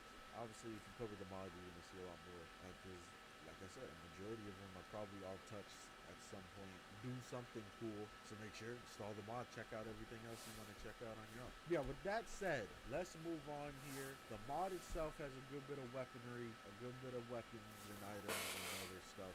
But before we check that out, let's check out some of the bosses. We got some bosses. We got something called a Lifeguard, Meteor Digger, Guardian of the Stars, Goblin Sorcerer Chieftain, Withered Acorn Spear. So we got some bosses here. I just gotta figure out how to spawn them in. Alright, I installed the boss checklist mod, and as you can see, one of the bosses on here you actually fight with 3 times. Sounds like an interesting concept. So we need a suspicious star and other suspicious items. I feel like I could have figured this out, honestly. Let's see this one though. Go ahead, what do we got? Oh my god, he's coming from the underground. Camera can't even keep up to him. We got the Lifeguard. I get it. Good one. The music's really quiet. I hope the music isn't copyrighted. It's always something scary when I hear music from mods. Yeah, this is the first fight with him. So attacks seem fairly tame. Hey, the guy getting his shots, he got beef with you. He has like a bunch of life servants around him, and it seems like it just keeps getting bigger if I don't attack. So let me attack and knock some of them off here. Let me just kill him. He said, GR, as the Guardian of Terraria, I recognize your strength. I will release the first limit of... Okay, thank you. I'm not a fast reader. So I'm assuming you gotta kill him to get your life cap up. Kind of an interesting concept. Switches up the gameplay a little bit. Makes it so you can't just have, 400 health and fight him. Let's bring in the other one, though. Falling from the sky like a falling star. I see him. You gotta come down here, though. I gotta be able to see. He's dropping a lot of stars in this. It seems like this one keeps his range until he dashes. Let's get some hits on him, though. And when I say hits, I probably mean instant kill him. Pretty much. Boom. Dead. You got some dialogue for me? As the Guardian of Terraria content, I recognize his strength. I released the first, so he's the mana cap too. Okay. So now, can I just bring him in again? Will this be part 2? That's the question. Is this part 2? Is there more attacks? Are they stronger? Probably. Yeah, it looks like there's more attacks here. Getting little servants flying at me. The guide again, getting his hits in. Go ahead, guide. I will go ahead and do my damage again. And we get the dialogue. If you're wondering why he's saying GR, that is actually the name of my character, is GR. It's not like he's just like growling at me or anything. A life force emerges from the earth. And then we fight him one more time. And this should be the last time. We should be able to cap out after this. And you fight him fairly early in the game, as you can see. If you do all this before wall fetch, so you don't have to worry about being capped at your health for that long. Alright, he's got some different dialogue. You beat me with my strongest state. You deserve my loot. Shout out. That boy dropped that loot. You got that heart sword from him. Look at that. Oh, shoot out little hearts. Show my love to the enemies. It says Shroot Melee deals damage, explodes hearts. Hold up. Like we ripping into their chest and exploding their heart. Dang. Rest in peace. Yeah, we'll go over all the drops and stuff later. But let me go ahead and just get rid of the star. There you go. 3rd star dead. Dropped a little magic weapon here. Ooh, cool animation. I really like the animations in this mod. But yeah, that was the first couple of bosses. On to the next here. Let's see. Go down the list. Goblin, Sorcerer, Chieftain. So I'm assuming this dude gets added to the Goblin army after you fight the brain. So if you somehow manage to fight the army for the brain, he's not going to be a part of it. Alright, so let's kill the Goblin army here. Oh, look at the little sorcerer attacks. They're really nice. Yeah, let's shred through them. I might have to bring out a weaker weapon here just so I don't accidentally kill the boss. Influx Waver it is. We are getting new weapons, so I might as well check out this new weapon. A little Godly Shadow Book. Cool. Got a little Goblin Bow. Hold up, I don't got any arrows. Let me get some arrows out. Let me see this in action. Okay. It's just straight up a bow. The animation's clean for it, though. A powerful force is approaching. Alright, bring it. Let me take on this powerful force. Oh, shoot. Oh, shoot. The floor is shaking. Where is he at? Where is this powerful force? Oh, it's got to be to the right. Something shooting at me. We got Acorn shooting at me. Oh, there he is. Goblin Sorcerer Chieftain. He comes with the bumping music. Now, I'm not gonna lie, the music is bumping. The attacks, this kind of looks hard to dodge. And with the way the fireballs look, they look a lot bigger. So this might be a tough fight right here. Let me get rid of these sorcerers. They're making the fight harder. Oh man, you know how I feel about the screen shaking. Damn, he shoots that big ball at you. How in the hell am I supposed to dodge it? All right, but yeah, let's beat his ass. Let's see what happens at the end of the fight here. Just fades away. Explosion? Death? What if I die when he does this? Oh my god. That's an insane way to die. And look at that. He's got like 2 death animations. That's how cool it is. So he drops a shadow flame. He drops a little shadow necklace too. Am I supposed to use this? Am I supposed to equip this? Can be equipped magic weapon slot. So that's what this is right here. Okay. And I think we need to bind something to use our magic weapon slot. I'm assuming that's what this is.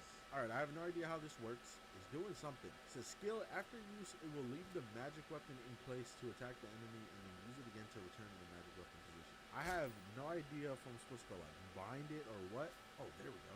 So I have to attack something? Is that like how I charge it up? I have no idea. Alright, let's see what this thing looks like. Oh yeah, more screen shake. This does not look like an easy fight. I'm not that fast. He thinks I'm built like Sonic. I'm not built like that. He's kind of big too. That drill noise is gonna give me like PTSD. But yeah, he's got some cool attacks so far. Seems like a earlier. Damn, I gotta turn him down, bro. I gotta turn him all the way down. Seems like an early game destroyer, and I know it's like, oh, that's the Eater of Worlds. Now this boy is actually the early game destroyer right here. Brings in a bunch of probes. Let's go ahead. Let's start attacking now. Oh man, they're kind of dodging my hits. I gotta bring out the big boy. Oh, oh. I have no idea what just happened. I didn't mean to kill him. He kind of just like ran into my attack. My bad. Let's run it back. This time, I won't kill him on accident. Let me do some damage because it definitely looked like he had a phase 2. He had something. He turned red. Maybe that was just his death animation. I like the idea of this boss. I like the theme is how he's like a digging machine. Because, you know, usually most worm bosses, the theme is pretty boring. I've seen so many worm bosses, a majority of them whack, but you know, there's some that stand out as cool. And I think this one, it's a cool enough concept for it to stand out, not to be like, oh, it's a worm boss. But the attacks don't seem too crazy. This honestly seems like a hard fight, if I'm being honest. If I wasn't in God mode, I'd probably get my ass beat. Yeah, let's go ahead. Let's kill him. I want to kill him above ground. Bam! So he kind of like grabs onto you, like grab onto him or something. It's like the camera latches onto him to see that death animation. See, I thought he like grabbed me originally. So it's the camera grabbing onto him so we can see the full death animation. Let's do it one more time. I want to see the death animation one more time. It's amazing. Good job, Bob. Alright, I definitely skipped the boss on accident, my bad. Because we've seen all of them but one, aka this one. Withered Acorn Spirit. I believe this is a mini boss. There's a chance to spawn when cutting down trees in a cemetery. I like the idea. The concept sounds cool. Let's see him though. Can I just bring him in straight up? Oh man, they're gonna make me work for it, aren't they? Alright, I'm starting to think we've been lied to. This boss doesn't exist. I cut down a good bit of trees. Not every single one, but I still cut down a lot. So this is a boss that you're supposed to fight early game, but who the hell knows if you'll ever see it. It won't let me spawn it. So let's pretend that I fought a scary acorn. Yeah, on to the remaining stuff in the mod here. Let's go ahead and run through a bunch of the remaining things. Let's start with armor, I guess. So armor, we got this acorn armor, which I'm assuming we get from the boss that we cannot summon. So here's what it is. We got different helmets. We got a head cover. Set bonus gives us defense with damage. And then this helmet gives us summon damage. So it's a whip and or a summoner set. Whatever one you prefer. And then we got this. The little Heartbreaker set here. Set bonus, increase life by 20 when attacking enemy has a chance to generate a broken heart. Picking up to restore your health. There it is. And then we got the magic armor set here. Not too many armor sets in this mod. Set bonus, increase max summon, and 25 bonus mod. Nice. More summoner stuff. Not to mention there's also a meteorite helmet. Boom. Meteor helmet. And obviously this goes with the meteor armor. You usually see a lot of mods adding meteor to go with medium armor. Ooh, look. Got a nice little fire effect falling around. Yeah, set bonus increases our max minions. Gives us some more goodies. Love summoner stuff to get more things. Yeah, I guess let's just randomly pick and choose and see some weapons here. I do have like a summoner set of weapons. But let's grab these and check this out. We got a little copper sword staff. Nice. You ever wanted a copper sword and or a tin sword as a minion? There you go. We also have iron spiked balls of both lead and iron. Cool. Bringing a little enemy for that. Go ahead and jump the slimes. What else? We got corruption staff. Whoa, we got a nice little long boy with us here. Ooh, we get some multiple. Okay, go ahead, jump the goblins. We got a blood worm. So pretty much chimeras is what it looks like a criminal is. What do they do? Okay, they got a nice little like hesitation on their dash. We got bottle cannon and fan tower. Okay, is this a sentry? I'm assuming these are potentially sentries. Go ahead, do works. Nice. And what's the bottle one do? Do works. Ooh. I like the animation. And our last two here, we got a meteor fighter controller. So we got a little meteor like probe. Let's go ahead, let's see them in action. I like how they like lock onto an enemy and like fly like back and forth, you know? Got a little animation to them so they're not just sitting still and shooting. We got this one, summons a shadow skeleton for you. Let's see it in action here. He's got an axe in his head. What is it? Go ahead, kill the goblin thieves. Nice.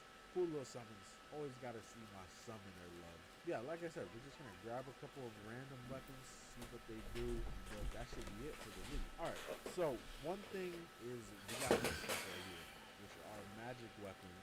So aka the things that go in this slot. Again, don't know what some of them do. Does this one even say anything? The crown's generated. It's fully generated.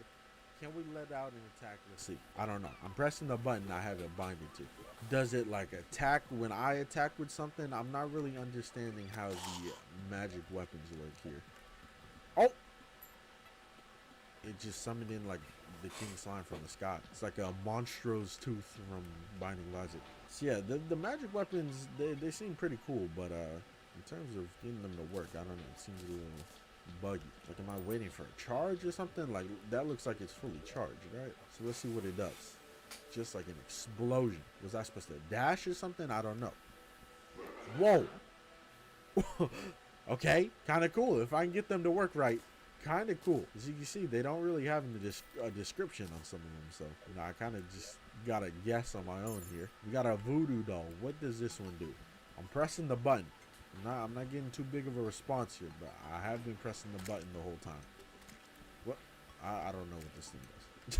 What about this one? Okay, so this one kind of like goes to my mouse, and I just kind of, you know, just got a little aura effect around my mouse that I can use to damage enemies. And then we got another one here. What does this one do? Crash my game immediately. That might be the strongest one. All right, on to just grabbing some random weapons here. Let's grab some boss weapons. Why not? Let's grab some boss weapons. See what's up with them. Let's hope none of them crash my game. We got this one. I'm pretty sure I literally saw that one already, so I don't know what the hell I'm doing. We got a whip. Always love summoner stuff. Come on. What else? We got a staff here. What's the staff do? Shoots hearts at people. Cool. Let's get some of the meteor stuff. Oh, we got a nice little meteor whip that's like a sword. So like the Durndal. Cool. We got a meteor short sword. This is sick. A little short sword love. We got some rifles, laser guns. You know I gotta see these. Come on now. Let's see the rifle. Oh, so it shoots like regular shots, and then it's got like a little laser on it. Kind of sick. We got the laser gun. After firing 3 green lasers in a row, green laser with no bullets timed is fired. Okay. Go ahead. Let's pull out some of the magic ones here that you get from the Mana Star. We do get a summon from them. Cool. I like how it pops in. And then we got the sword itself here. Man, the animations on this mod are great. Shout out to them for the animations on it. We got a blood staff. You know what? I might as well just like whip about your things out here. Flame staff, corruption staff. Let's see. Let's see them in action. Let's see the blood one. This one's got a little charge to it. Whoa. What the heck? It shoots a giant like orb. As you can see, it sucks up some of my health to do more damage, I'm assuming. We got a flame staff. Again, Amazing animations. I could just like use these weapons all day and just stare at the animations. All right, what else do we got here? We got some swords. Let me grab the most interesting one, Blood Butcher. Oh my god, this is sick. What else do we got here? Tooth of the Eye. Nice little short sword. Does it have a special attack or is it just a left click? Okay, so there's a little dash that we do eventually. Cool. Blood Tooth, nice little throwing weapon. We got the Tachi. Whoa. This looks like what the Murmasa should be. There's like a lot of sick weapons in this mod. I like this little flail here. How you charge it up and that thing goes super far. That's a cool concept. We got some bows here. This one kind of hurts to shoot. Oh, not arrows. It says hold right click. Oh, look at that. So it's like a little mini game you gotta play to get like the full potential. Where'd it go? Thing vanished. Took it out of my hand. Try it again. So do I do more damage if I land in the green or the red? I have no idea. Let's see. We did like 48 right there. What if I land in the red? Kind of a lot of things to pay attention to. Okay, seems like I did more damage when I landed in the red. Yeah, kind of hard to pay attention to looking at that bar and looking at where I was aiming. I went cross-eyed for a second. We got some cool Shadow Flame weapons. We got to check these out because these have to be cool as hell. Let's start with this one, the flower.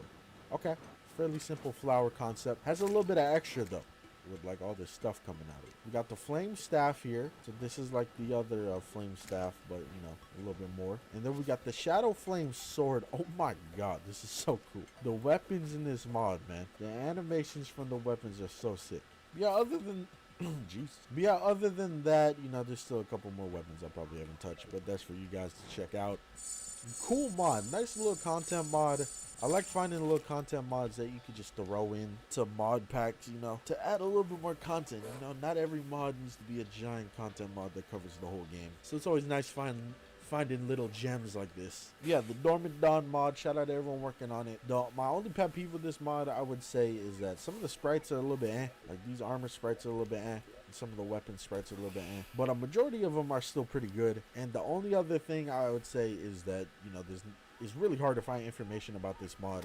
Like, I'm pretty sure there's no wiki or anything, and it's probably because, you know, there's not a lot of translation going on.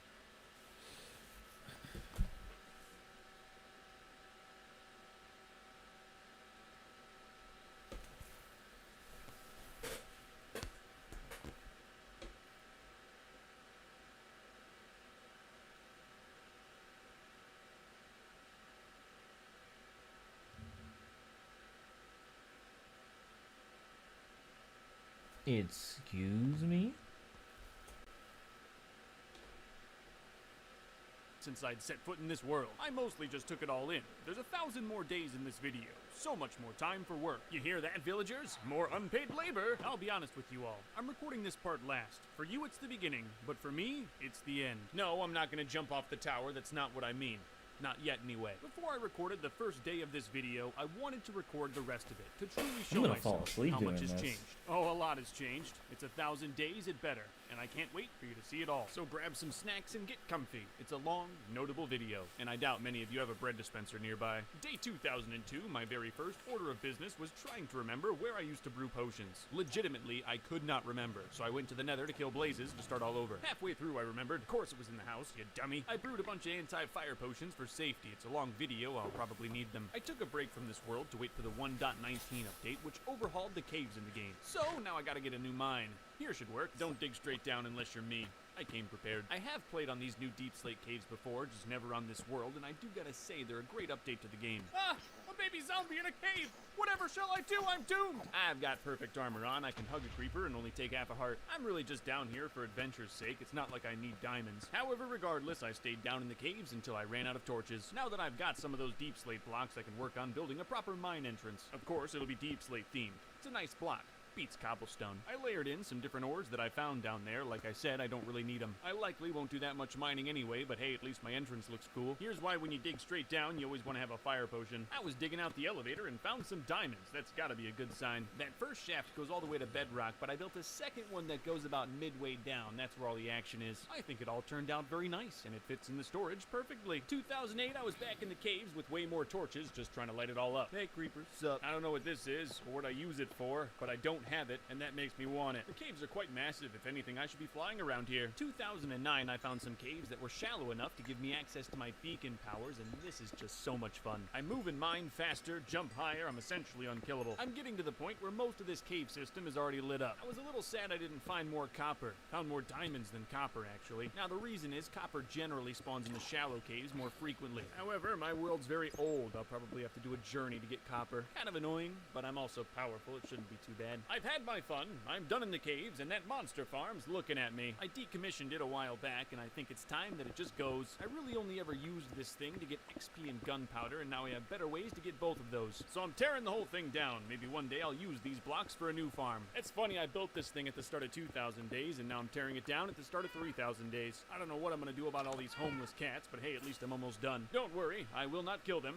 Yet. I care! The only reason I'm not using TNT is it would kill all these cats. And I know full well if I started this video off by killing cats, I'd lose a bunch of you. So I've gotta wait till later. Get out of the way. Come on, get out of the way. Psst. The monster farm is now just a hole filled with various monster remains and cats. They will live with the dogs. I try to imagine that they all hate each other. That helped the skyline a lot, but there's still so much to do. The monster farm had a dedicated bubble elevator in addition to my other bubble elevator. They're both very useful, but they're ugly, so they've gotta go. But now the destruction is complete. The mob farm is no more. Time to cover it with dirt and forget it ever happened. Right next door to the monster farm is my bamboo farm. It works great, but again, is ugly. So I started on a new bamboo farm from my own design. But then I realized my design is flawed and would never work in 1,000 days. So this time, instead of demolishing, I'm gonna renovate. The guts will pretty much stay the same. I'm just gonna be ripping out the exterior. I'm gonna replace everything with jungle wood, and by the end, hopefully it'll look like a tree. But first, I need more jungle wood. I got my start in this whole world with deforestation. It's one of my favorite things. Oh, I never replant trees after I cut them down. I want the jungle to remember me. I cut trees all day. Got way more wood than I need. It's kind of a hassle coming out here. Oh, hey guys, I forgot you were all here. Wow, that's really sad. Like a good corporation, I spent all of 2022 cutting down the jungle. Oh, guys, you really shouldn't have had that second kid. At the rate I'm cutting down the jungle, this world won't last much longer. Got back home and got the wood on there, and it's not terrible. I think it's missing something. I'm gonna try to grow some branches from the farm, see if that helps at all. I also put down some roots to make it even more realistic. I'll be the first to say the top's a little uninspired. It's just a roof of leaves, but what do you want from me? I think it's better this way, and your opinion doesn't matter. Aiden. While I'm working on my farms, might as well do something with the melon farm. It produces melons great, but by far the worst aspect of this farm is I have to physically transport the melons to the melon men. The journey ain't far, it's really just a rocket away, but that adds up. So I'm gonna build a giant melon pipeline. It's ambitious, and I'm worried. This melon pipeline's gonna go under all my ancient artifacts. It's pretty frivolous, but then again, so is everything else I build. And most of the footage is me just digging, hoping not to hit stuff. At the end of the pipe will be an item sorter, and I've never built one of these before. Luckily, nerds on Google showed me how. Thank you. All this thing was supposed to do is separate melons and pumpkins, but I gotta be honest, I really don't understand how it works. The biggest challenge outside of building the whole system was getting it to hook up properly to where the melon men live. But by 2030, it was all done. My melons now go right where they need to be. This is gonna save me stacks of rockets and time. Spoiler alert, I trade a lot of melons in this video. One last day for inspections, I'll probably get fined for no ladder in the service entrance. But now it's all done, so I can focus on not smiting villagers. Next project time. This one will be vegan. Time for an automatic sugarcane farm. With my automatic gunpowder farm, this will give me automatic rockets automatically. This build I did not have to consult the internet for. Sometimes I'm competent. Now hundreds of times a day I will behead sugarcane, and they feel pain. Day 2034, I set up a collection system, nothing too complicated, and by the end of the day I got it hooked up to where it spits out sugarcane right by where the gunpowder is. I didn't have to use glass, but I think I like it. Now it's time to make the tower bigger. Oh yeah. Minecraft updated and now there's a new build height, so of course I've got to make the tower as tall as it can be. I had enough emeralds to get it sort of framed, but that's why I upgraded the Melon Man. I need money. Binks lives up here. He owns everything. One of the first things I'm going to set up on this new emerald tower is a bubble elevator all the way to max height within the tower itself. It wasn't exactly easy putting this all in, but that's what I get for building a house made entirely of money. See, I normally get to max height with a separate bubble elevator right near the tower made of glass, and I don't like it. It felt really good to finally destroy this thing. I'd been planning on it for like 2 years. I'm just shy of enough emeralds to complete the elevator. This made me feel so poor. This just inspired me to renovate more of my villagers. I never liked how the stonecutter building juts out from the wall. Construction amongst villagers is tough. A few got hit, but none died. But now the room's a little bigger and completely flush with the wall. I'm happy with that. Got more money, didn't pay taxes, and finished the elevator the next day. I have have all the money in the world, but not a single bone, so I had to go out day 2042 and kill skeletons. Bones were the last thing I needed for the elevator, but now it's done. I can now go from sea level to maximum height for free, and it's all hidden within the tower. That's notable. It still needs some work, but I'll get there. After building up my land, day 2044, I decided to rip up my land. I'm gonna level off my inner wall. It's gonna take some time. I'm gonna have to move some buildings, but I think it'll be worth it. I mostly just need to kill some time in camp to make more money, and this is what I decided to do. Had to move the 5-year garden up one block and totally forgot you can't move a cake without destroying it. There goes some history. No one will notice except the millions that watch this video. The entrance to the vault won't get moved. I'm just gonna totally redo it. That'll be another day. I don't have any ideas right now. I had to work on the big totem, which will just be a block shorter from here on out. Here's the new vault design. Uses pretty much the same blocks as the old one, but with a year's more building skill. I did have to rewire some redstone in the vault, and it's an absolute mess. I don't know what I was thinking. But now everything's level and working, at least in the inner wall. The outer wall? Maybe we'll do later. I've been having some lag on the compound, and I'm not sure what it is, so today I decided to deflower the base. I really doubt flowers have anything to do with lag. I just wanted to say deflower and get away with it. Day 2051, I'll be changing up the bedroom. Right above it is this furnace room that I never really use. With all that extra room, I put up some bigger windows and some moon and stars art that I really like. And day 2052, I'm making a new throne room. This one's gonna be much bigger at the top of the tower. Oh yeah, with these windows, you can see the whole sunset. And because I'm up so high, it's the dead of night, but I can still see the sun. After moving my throne up there, I watched the entire sunset. But to tell you the truth,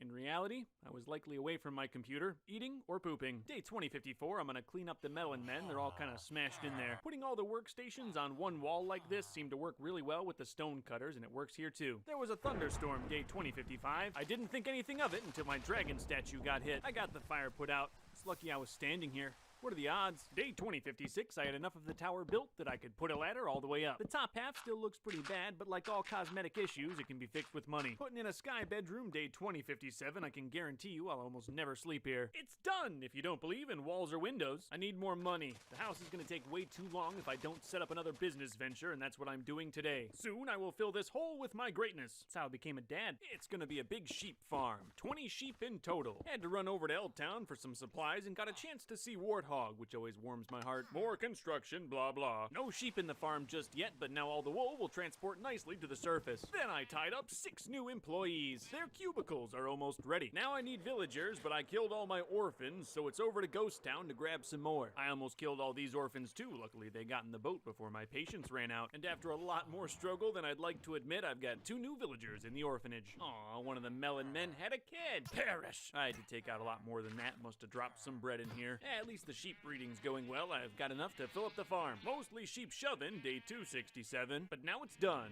20 sheep, all working for me. I'm obviously not just gonna leave this wool fountain out in the open. I've got to build a housing around it. I'm gonna try my best to make it look like a big sheep and hope it doesn't burn down in a lightning storm. Yeah, I think it's okay. A little cruel if you think about all the helpless sheep underneath it. Regardless of how you think it looks, it's been producing very well. All these blocks will be an emerald. So I need more string to make looms, and in my infinite wisdom, I forgot that I can just kill spiders. Get this, my brilliant plan was to go all the way back to the End Fortress. End Stronghold? Whatever, and find the library. Donde está la biblioteca? I got string, just didn't need to make it this difficult. Oh, I forgot to mention, this whole time I've been infecting people with diseases in my basement. This part isn't too interesting, but will pay off greatly. Each one of those shepherds will buy white and black wool for 1 emerald each. Speaking of zombies, I could hear moaning underneath my compound and gotta find them. I hate that. I'm normally pretty good about lighting up areas underneath my base. This must have happened during the renovation. Gotta finalize the innards of the sheep. It'll be a lot harder to do any of this with villagers inside. I really like this black and white wool carpet. Really adds to the aesthetic and flammability. What's the lava for? The viewers asked nervously. Oh, nothing, said the notable one. One of my subordinates was causing issues and didn't want to change, so I just watched it happen. That worked. Shepherds are finally going in. This is a great day for capitalism. The profits are kind of amazing. I just pick up some wool out of this chest and sell it to the guys. It's awesome. I was working on infecting more, but killed the zombie that was supposed to do the dirty work tonight. Last shepherd's right here, bringing my total up to 6 and about 400 free emeralds per day. I was away all day 2079. I don't know why. I didn't write it down. so we'll probably never know. Yeah, that's it. That's the day. Next one. My next big project is taking all of the stone in this quadrant of the compound and turning it into grass. It's not exactly a very interesting adventure, but will look good in the end. I've got a lot of big plans for the compound. All those torches on the ground need to go too. Monsters started spawning because I broke so many of them.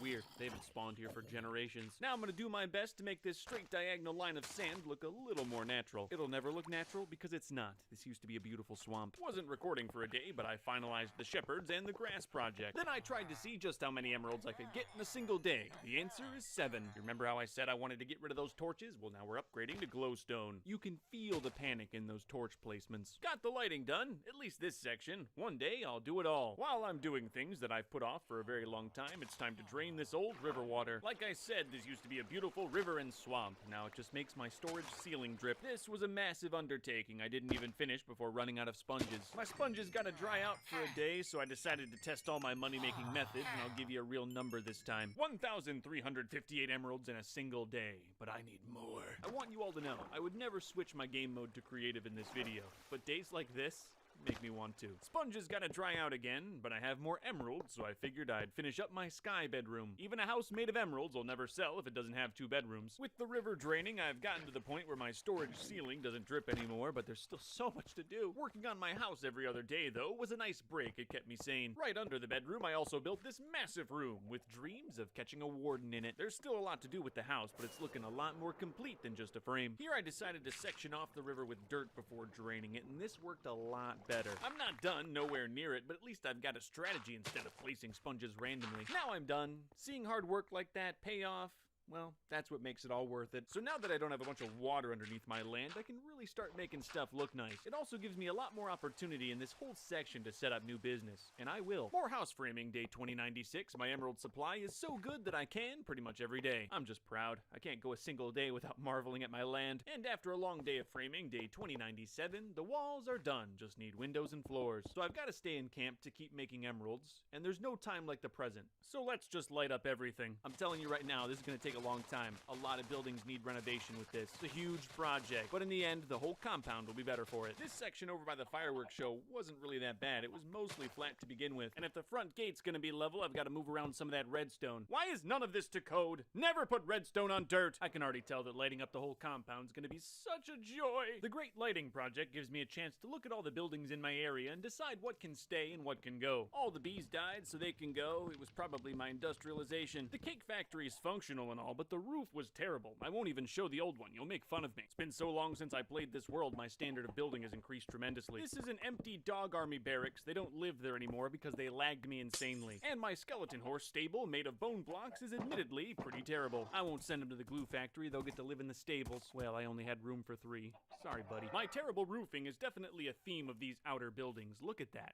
It's just blocks. That's a lot better. And my axolots get to live. The industrial side of my compound is just a complete mess. It's where all my auto farms are. The glowstone makes it a little better, but it's so uneven and there's so many weird buildings. I'm just gonna have to fix this in time. There's this section over by the melon farm that's basically a hill. I don't think there's any way to make this look nice. I got a break from it all though. That night there was a thunderstorm and I love shooting lightning bolts. Plus I'd never pass up a chance to get more monster heads. I just love them. The storm continued into the next day. That would scare me if I wasn't immortal. These skeleton riders have no chance of killing me on my main camp, especially since they mostly fought with each other. I'm still just lighting stuff up and getting rid of birthday candles. Each one brings me joy. Doing all these lights was incredibly tedious, but flying around the base at night and looking at the completed sections gave me motivation. Guess what? I'm still lighting, and will be for the next couple of days. You might as well just watch them. Oh, I guess this day I punched some weeds. How interesting. Hey, clerics, I'm back for more glowstone. Guess what? It's day 2111. Ain't that fun? And no, I won't let you out of this hole. Hey, swamp people, I'm here to install your lights. You'll owe me for this. You can pay in children. Yeah, so I'm pretty much done with the lights. Day 2113, I just flew around to see if there were any that I missed. Hardcore Minecraft is about vanity. This is proof. Time for the next project. I'm gonna be burying the beacons. If you bury a beacon all the way at bedrock, you'll get the powers from bedrock to the sky. In reality, I should have done this a long time ago, but with the new cave update, it was the perfect time. Basically, if I bury my beacons, I'll get my insane immortal powers in any of the caves beneath my compound, making exploring a lot better. It's not a hard job, just requires a lot of digging. I've already already got the beacon placements down, just need to make a hole. Yeah, so that's basically what it looks like. I'll make it prettier in time for sure, but for now I'm just getting them buried. Each one takes about 2 days and there's 3 more to do, so I'll see you in a week. There were no complications of any sort. I tried to do them all with daylight shining down the hole for maximum safety. I know it's not recommended to dig straight down, but when you're as strong as me, you don't have to listen to the normies. Yeah, this beacon here was better off buried. It was clipping into the orphanage. I had a little fun with the last beacon and used some TNT to dig out the hole. By 2121, all the beacons were done. Now you might notice that there's no light shining, and I think that's because the beacon's too far down. I still get the powers. There's no change there, just no light. I saw a noticeable increase in my frames per second, so I'm okay with it. I'll take better performance. I did more testing today, and from what I can tell, I'm getting anywhere from 10 to 30 more FPS without the beams rendered. I can get the beams to show up for pictures and such, but I kind of like them down if it's going to give me better frames. Then I worked on prettying up the industrial side of the camp, which is never going to happen. I'm just telling you right now. If anything, I think these stairs just make the bad leveling worse. While I was over on the industrial side, I got rid of some useless stuff like the music disc farm. It served its purpose. I also probably shouldn't have a mushroom dirt farm. I'm just asking to get the whole compound contaminated. If the mushroom dirt farm was your favorite build and you're sad it's gone, I just want to let you know that you're weird. I'm thinking about putting some more emeralds on the base, maybe a wall all the way out here, so today I had to do some math. However, I basically came to the conclusion that before I put more emeralds on the land, I have to clean up what I've already done. My compound is miles beyond what most Minecrafters can do, but I'm notable and must prove it. Day 2127 was just making money when I heard a zombie in my walls. I felt quite insane after digging everything up, including the stairs, and not finding him. When I do find him, I'd like to kill him slow, but I can't. I'm too powerful. Made more money and fixed the orphan's roof. It's been leaking on their parentless heads. Also fixed the barn roof. It's weird. I care more about the horses than the orphans. New project time. I'm gonna do something pretty with this mountain face. It's kind of nice how it is, but I'm gonna do something even better. Just carved it out today, that's all. Finished the carving the next day, you can't even really tell. Sorry, before I start, I need sand. This shouldn't take too long. It's gonna be a pixel art, but let's be honest, no one likes seeing pixel art built, especially when you're as fumbly as me. This will be my history, written on the wall for all time. You'll see what I mean. But not today, I'm just getting everything laid out in dirt. This mural will commemorate 100 days, 200 days, 300 days, and all the thousands. Currently, I'm depicting my subjugation of the villagers for profit. I actually had to change the whole layout of the mountain today. I needed more room on my canvas. It's all taking a lot more time and concrete than I thought, but here's me in the first 100. A wood house, cobble walls, and happiness. There's gotta be a better method of making concrete. I just feel primitive when I do it like this. Alright, first panel's officially done, and I'm happy with that. It makes me feel. The second panel will depict me fighting the Ender Dragon on day 200. I'm gonna need way more black concrete for that. Shouldn't have made so much blue. After killing many squids for all this black dye, it's finally finished. I decided on black concrete powder for the end sky instead of straight black. It also makes the dragon pop a little bit more, which was tough because the dragon's black as well. After putting blue up in the sky for the third panel, I didn't really like it. I thought it needed a different color. I loved the contrast of the blue and black in the first 2 panels, so I wanted every sky to be different. The third panel had a lot more dead space too, so I added some pillagers and a pillager outpost, which seemed to fill up the sky a little bit more. And after making the sky yellow, I knew that this panel was going to stand out. I think a blue sky here would have been way too much. It fits with the desert theme. Also, the yellow sky kind of looks like the setting sun. It's definitely striking. You notice it. It's 30 blocks of solid yellow. There's a lot going on in this wall already, but I think the yellow panel's the one that's going to draw everyone's eye in. The last panel will be me in the thousands with my emerald house at nighttime, so I went with a gray sky. I even took some time to put in a little cloud where nothing lives. Don't go looking. You know, I've had a lot of builds over my years in Minecraft, and this is definitely one of my favorites. Oh, it's not done. In fact, it needs a lot more work, hours of it even. You'll notice that me in the last panel is covered in obsidian. I want that to be netherite blocks. I'll need 144 more pieces of ancient debris to truly finish this because hardcore Minecraft is about vanity. You know, I'm not sure what came over me day 2146, but I felt like doing a raid, so I did. It's kind of fun to break in big compound changes with violence, and I must say, fighting in front of my new mural like this felt amazing. Unfortunately, that was the only instance where I fought in front of the mural. Most of the time, the pillagers get trapped in a weird crevice like this, so like I said, I've got to go mine blocks of netherite, so now I'm just prepping for the big journey. More deforestation workstation the next day, I'll be using the bed method, so I need all this wood. Yeah, sorry everybody, but when you play for 3,000 days, some days are just filled with chopping. So as you may know, this world is insanely old, so netherite isn't everywhere in my nether. Yeah, in fact, for the most part, I have trouble finding netherite, so getting hundreds of it is gonna be tough. I gave up on the first day. Day 2152, I decided to ride one of my nether rails as far as it would take me and see if it would get me some ancient debris. I got to the absolute end of the road and was still in the old nether, so I've got to do some flying. Fortunately, if I go about 4,000 blocks away, I can consistently find netherite. So now I'm just gonna try to get as much netherite as I can while I'm out here. We'll see. The first day was terrible. I only found 2 pieces of ancient debris, which was not good for my morale. The next day was better. I got 8 pieces today. What do you call a guy who's been netherite mining for 3 days? Me. You know, netherite mining's like advertising.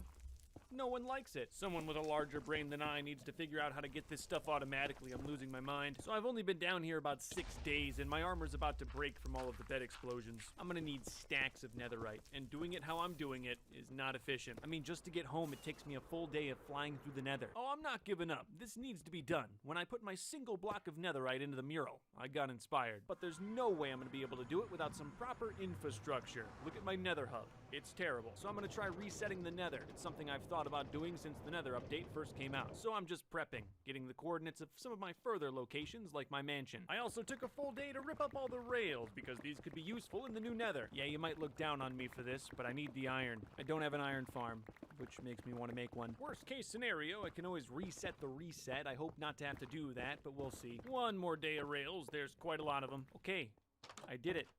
In theory, the nether should be reset, and everything in the overworld should be right where I left it.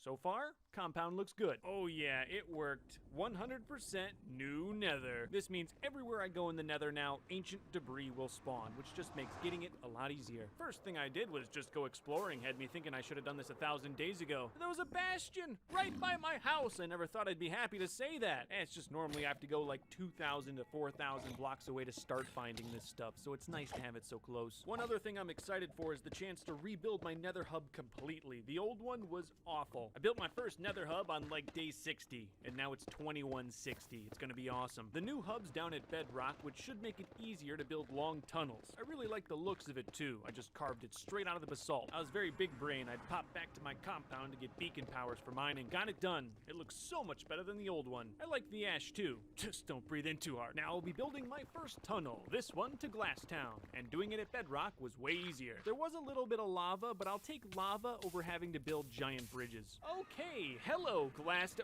Wait a minute. What's going on here? I didn't mess up the coordinates. This should be the Glasstown portal. Flew over there the next day and there's no Glasstown, just a giant mountain. Interestingly, part of the Pit of Profits survived, so I really don't know what's going on here. Oh man.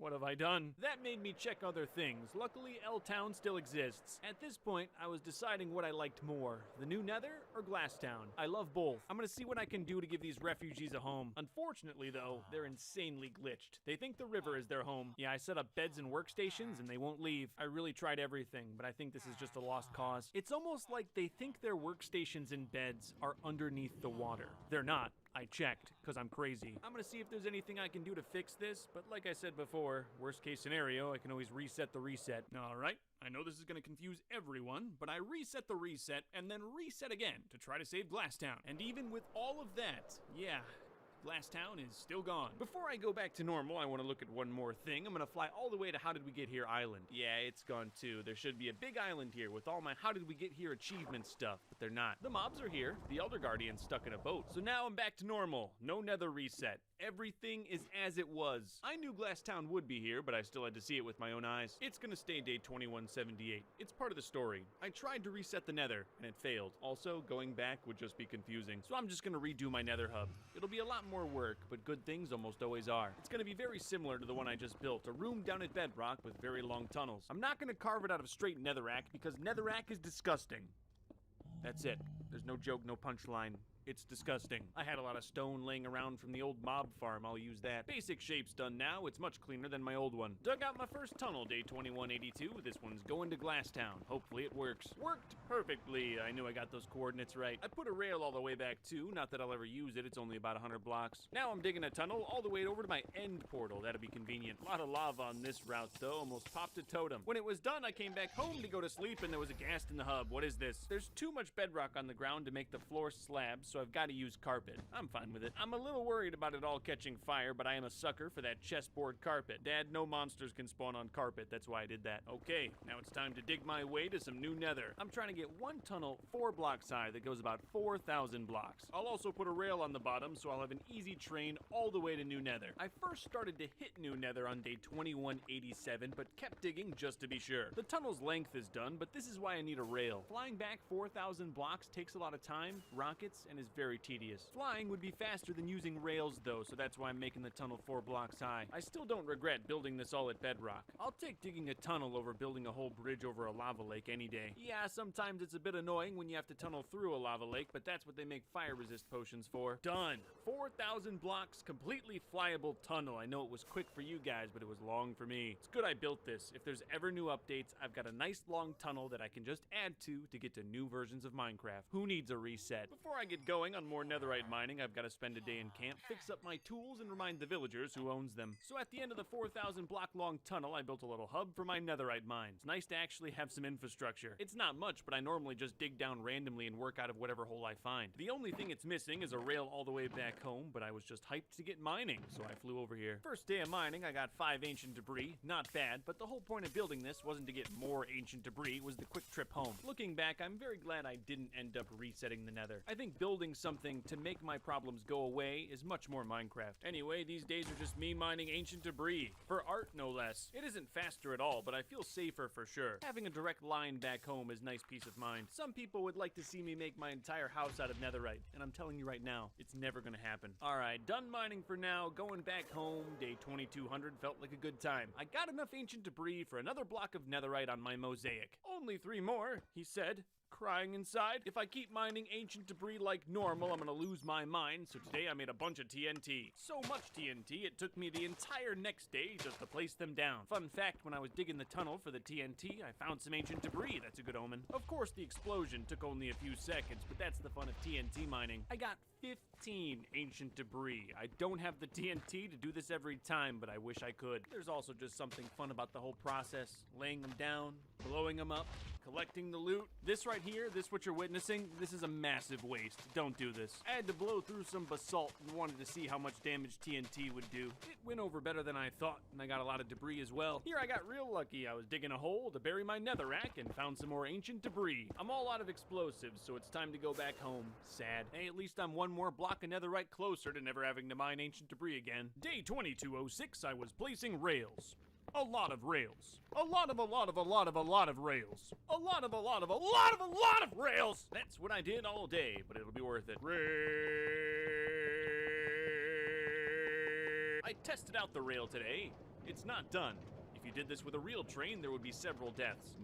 More rails. Alright, so now the rail's all done. I just wasn't recording for it. This day's about 10 seconds just to say that. Of course, I had to make sure that the whole rail worked, and just as I thought, I had missed a spot here. That was the only imperfection, and now I can travel 4,000 blocks to a new version of Minecraft without having to move a muscle. I'm gonna TNT mine again, I don't even care. I got all this gunpowder and don't really need rockets right now. I might as well. If you were wondering, a trip down the rail takes about 8.5 minutes, or the length of a normal Minecraft day. Since I got you here, let me do some math for you. 4,000 blocks in the nether is 32,000 blocks in the overworld. Every block in Minecraft is a meter cubed, so that's 32,000 meters. I did the whole trip in 8.5 minutes, or 510 seconds. That puts me at a speed of 62 meters per second, which comes out to 223 kilometers per hour, or 138 miles per hour. In the overworld, the numbers are less cool in the nether. Enough math, let's blow things up. Safety is my number 7 concern. My number 1 concern is never having to do this again. I'm sure I likely rarely will, but a man can hope. The notes for day 2217 just say mining. By that, you can tell how done I was. Very, very done. So done that day 2218, I slammed into a wall and popped a totem. I had no extra totems, which is weird, I normally do, so I spent the whole next day just going home. My tools were getting pretty bad anyway, the timing wasn't terrible. I'm straight up sick of ancient debris mining, and I've got a lot of emeralds, so it's time for a new project. Going over logistics and measuring today, and I'm gonna need a lot of stuff for this. I have a lot of land, not to toot my own horn. One thing I really need is to go back 100 days ago and build an iron farm, but it's too late for that. So I just burned through my iron reserves. This should be enough. Yeah, I kinda hoped to start construction on day 2222, but sometimes it doesn't work out. I'm gonna do a little rail around my base. I know I said earlier I wanted to build a wall, but I don't think that would work out very well. I used to have a sky rail that went around my whole base, and I loved it a lot, but the problem was it was so ugly. So I'm hoping this time around I can install a rail and also have it look good. We'll see. This mountain section's gonna give me a lot of problems, but if I can figure it out, I'll be golden.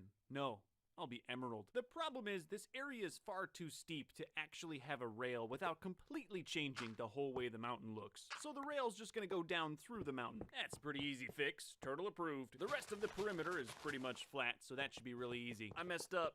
Got about 70% of the way done and ran out of emeralds. There's a single emerald in my emerald chest. That's almost embarrassing. Oh, looks like your house is in the way of my rail project. Sorry, nothing I can do. Just move in with your parents. I'm sure I won't destroy their house too. But don't tempt me. Guys, I'm not that evil. I relocated the house. Who do you think I am? This patch of blue orchids was right in my way. They're my favorite flower, and it pained me to get rid of it, but I did. That's it though. Fresh new line of emeralds, all done. Now I gotta wire up the rails and have no redstone, so it's time to burn through more reserves. I tried my best to get everything hidden. It's not hard, just requires a little more care. I just didn't want any redstone visible, so any redstone was gonna go under the perimeter. None of this is hard, even the section through the mountain. It's just rails. Getting redstone to work over water was a bit tricky, but I'm notable and figured it out. And now the emerald rail is done. I really like this one. Definitely solves one of the biggest problems with the old sky rail. The sky rail messed with the skyline. This is much more sleek. Just letting you know, through the rest of these 3,000 days, I ride this thing at night all the time for inspiration. I won't show it. Just know that I do. It's not perfect though, I've got to do some finishing touches today. This back section was pretty uggy. I also heard another zombie inside my walls and they will pay. Not sure how that one got in there. Maybe from draining the river. Oh well, he's gone now. So it's been a while since I've updated my maps. The old monster farm's still on there. I should probably get that. That extra block of emerald on the perimeter makes it look so much thicker. Yeah, spent the rest of the day just looking at it. Oh. Yeah. Day 2232, I'm working on the orphans. I'm gonna try to move them more efficiently. Moving villagers in and out of this place is always difficult, so I'm making some dedicated machines for it. I'll say the footage for all of it is very confusing because I was making it up as I was going along. I was trying to get this nether portal to turn on and off, but just wasn't having much success. I guess that's what I get for trying to have my own ideas. I really didn't expect this all to be taking me more than like a day, but here I am. But now it's finally done. I have an easy way to transport villagers from the nether to the orphanage. I'm not sure which is worse. So now I just have to connect up the portal to the new nether hub. This is only possible now because until recently, my skill has been that of a 7-year-old. And after hooking up the ghost town portal the next day, I should never run out of villagers again. So now I'm gonna test out the system with a little abduction. No, finish first. Make the child. I'll take it. It went very smoothly. Tiny bit of suffocation, but they're sturdy. And on the other side of the portal, he's connected to a rail that's connected to the orphanage. It's so simple. Then you just kind of shove him through the bubble elevator, and now he's mine. You may be sitting there at home asking yourself why I'm doing this. And I assure you, it's not just for the sheer thrill. I'm building an iron farm. I know I said I would never do it, but now I am. This golem heard the rumor and tried to take me out before I killed his whole family. He was close. Listen, bro, it's not my fault you're made of profitable iron. Don't blame me. I'm in L-Town today, setting up another portal, just in case I need more villagers. I don't really want to take from them, though, because I like them. Portal's looking good. It could use more emeralds. I'll come back here for day 2420 to totally do it over. Villagers are a prime ingredient in an iron farm because it works off their fear, so I need them to make more babies. I also put some signs down in the nether hub. Don't want to get confused. There's lots of tunnels down here. One of the things I'm wondering is where to even put an iron farm. They're kind of big, but I want it close to base so it's in the spawn chunks and it's always working. I dug out a big hole near where the sheep are and it didn't really feel right. But after looking at my spawn chunks, it kind of makes sense to have it over on the industrial side. I could put it exactly where the old monster farm was. Yeah, I'm going with that. So now it's time to move some villagers, but ran into another problem. I'm gonna have to build something more permanent for villager abduction. The way I do it is just sloppy. I've built machines to get villagers into the orphanage, but getting them out is still a pain. Shoving works. It's just not efficient. So I'm gonna blow out this wall and make a contraption that'll make it easier for me to get villagers out. No shoving involved. It's custom.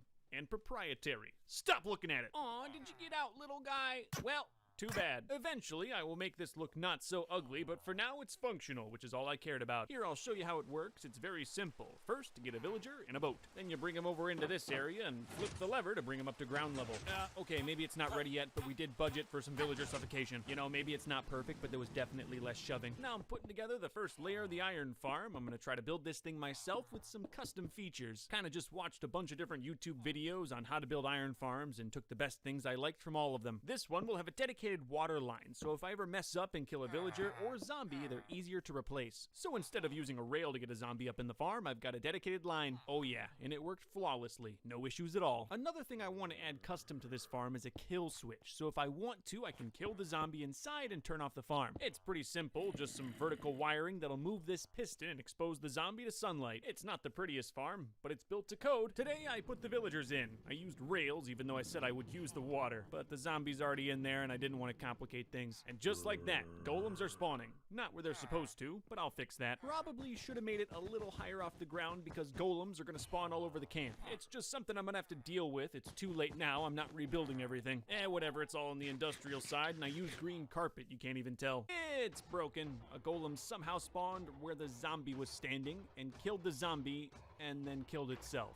Oh well, that's why I built the water line. Had to wait till night for a new zombie, so I just rode the rail. See, I told you, wasn't hard. After some trial and error, I got the golems to spawn on a nearby platform. Now I just have to work on killing them. That wasn't hard either, I just built a standard 5x5 kill room. This thing's pretty much done. And after installing collection, now all I have to do is put something around it so it doesn't look so terrible. Yeah, I don't really know. The only thing I got going for me is it's on the industrial side, so it doesn't have to be too pretty. I thought it was a little poetic to use blocks from the old monster farm. Does it really need to be more than a big gray building?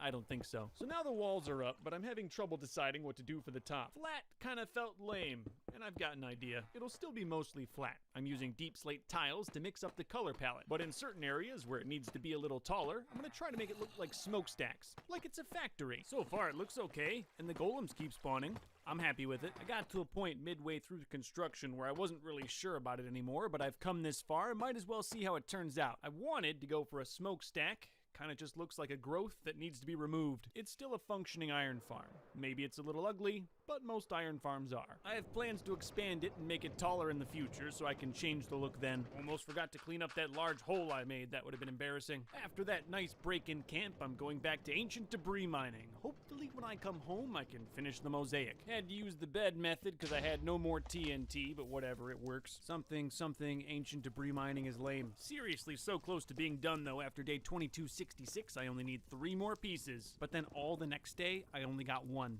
What? Had some luck and got the final 2 pieces on day 2268. Railed home happy to know that I'll finish the mosaic on day 2269. Was this all a little bit unnecessary? Oh yeah, but looking at my finished work made it all worth it. I'm gonna sell this as an NFT for $69 billion.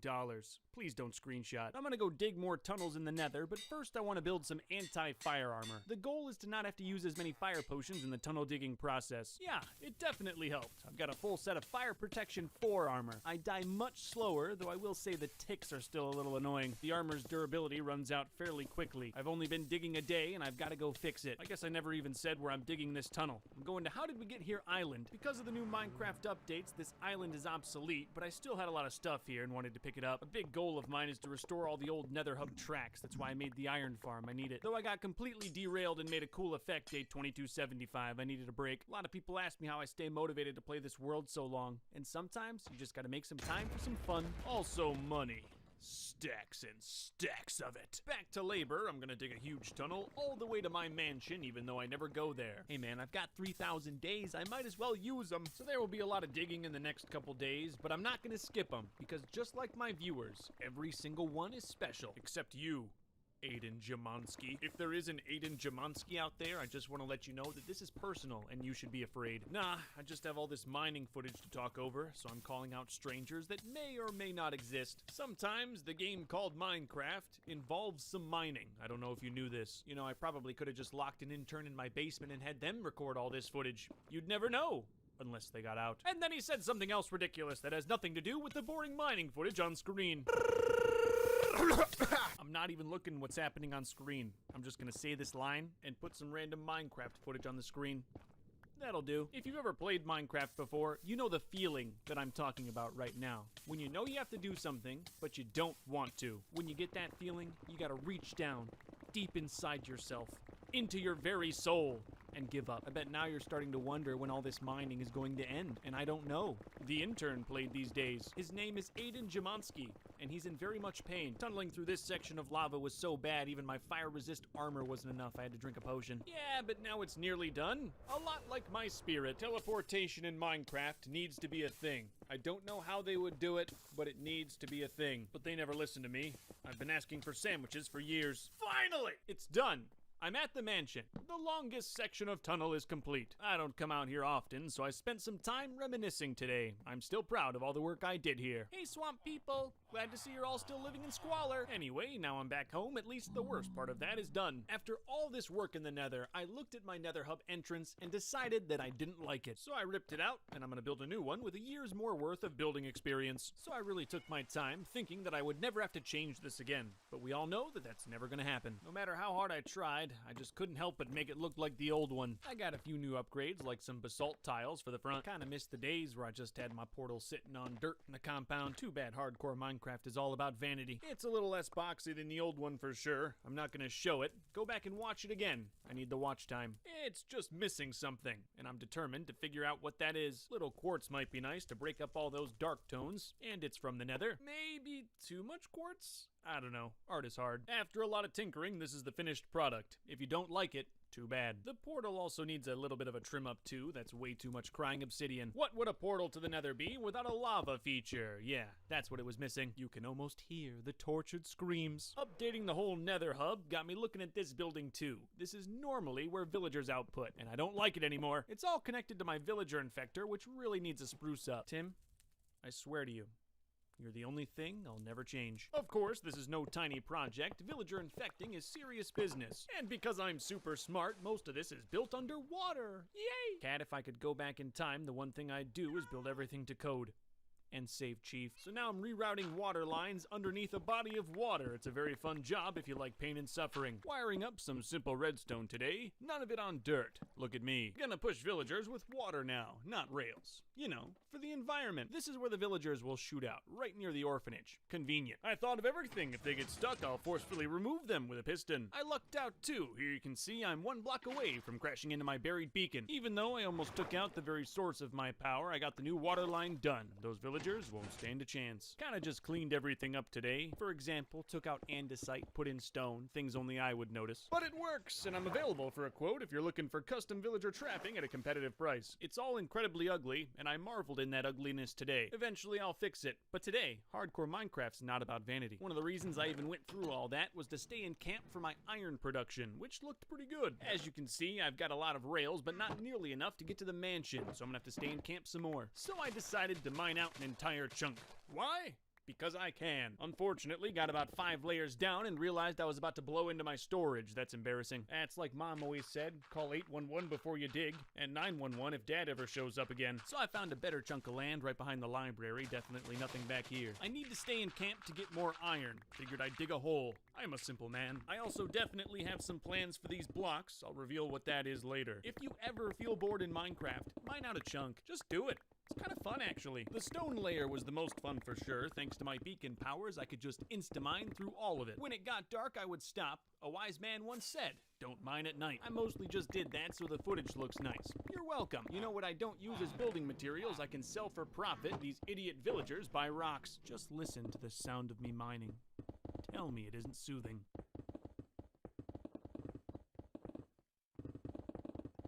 Alright, fun's over. I'm getting into the deep slate. Time to roll up my sleeves. Yep, that's a deep hole, but I'm only about halfway done. Changed up the strategy a bit today. Decided to go down in one big pillar instead of layer by layer. It isn't any faster, but at least I know how far I have to go down now. Yeah, after one day of mining deep slate, I decided I was gonna blow it all up. Don't mind me, villagers, just preparing my weapons of mass destruction. Oh yeah, filled that hole up to the brim.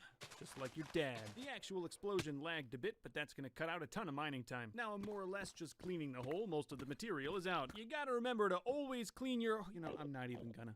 Nothing like sleeping in a massive cavern with lava right next to me. Woo! I feel good. I'm not sure using TNT was the best idea here. The whole thing's very messy. The worst part is easily the lava. I should have thought about that after all that nether tunneling. I'm certain by this point the iron farm has produced enough rails to get all the way to the mansion, but I've gotta finish. I'm driven. Still at it. A less notable man would have given up by now. Weirdly, it was thundering without rain down in the hole, not sure why. Went up to the surface, no rain, still thundering. Very, very weird. Nothing weird today, but as you can see, I'm nearly done. I was kind of surprised how few diamonds I found down here, so I made up for it and put some in the wall. I don't really need diamonds these days. I can buy armor and tools, and I've already got a full set. The hole is now finished. There's a few blocks out of place, but I'll get those. I wanted to be able to marvel in my great construction, so I put down a layer of glass. Now that I'm done, the empty hole kind of just makes me feel empty. Good morning, trader. It's a big day today. I'm placing rails to the mansion that I never go to, but maybe this will help. Hey, listen, you ain't famous unless you got a few houses you never sleep in. Almost done with this thing. Then it's on to the next thing. Rail. All done. Now I have to think of new excuses not to come here. Slept in my big bed in a giant empty room. I'm such a good decorator. The trip back is pretty much a full day. I was surprised I didn't make a single mistake the whole way. I know it took a while, but now the nether hub is fully updated. Kinda glad I didn't reset, but I'm gonna stay in the nether. It's time for a new project. Something I've wanted to build for a very long time. I am gonna build a wither skeleton farm. It's gonna take a very long time, but I guarantee you it'll be worth every day that I sink into it. Step 1 is to find a nether fortress in a lava lake, and that was the easiest thing about building this project. This is not a tutorial. I'm not qualified and won't be held liable for any bad farms. But for anyone that doesn't know how a wither skeleton farm works, and that's probably most people, I'll explain the basic concept because it's actually quite simple. Wither skeletons, a very valuable monster in Minecraft, can only spawn in nether fortresses. I'm gonna try to make it so only wither skeletons can spawn in this fortress. But first, I've got to check out my new computer. I know that's a little jarring, kind of surprised me too. But yeah, now I'm playing on a new machine. The compound's getting so big, it made it hard to enjoy on my old computer. It just wasn't running too great. So I built a new one. Probably I'll do the same thing for 4,000 days. It's worth it. I've got fancy clouds turned on now. There is no day 2333, just 2334. To be honest, I probably spent it marveling at my land on my new computer. Back to labor, and what you see on screen is pretty much all I'm going to be doing. Slabs. Stacks and stacks and stacks and stacks and stacks and stacks of slabs. Slabs stop monster spawns, and I've got to slab up not just the entire fortress, but the area around the fortress. It's a lot of slabs, way more than you think. I definitely wanted to quit several times while doing it. Every single surface must be slabbed. Nothing can be left. Any tiny imperfection will just make the farm worse, so I've got to make sure to do a good job. To tell you the truth, it's kind of nice to look at. These days will go fast for you. Just know they were long for me. I tried digging out some areas today. It's not faster, just slab. Can monsters spawn on glowstone?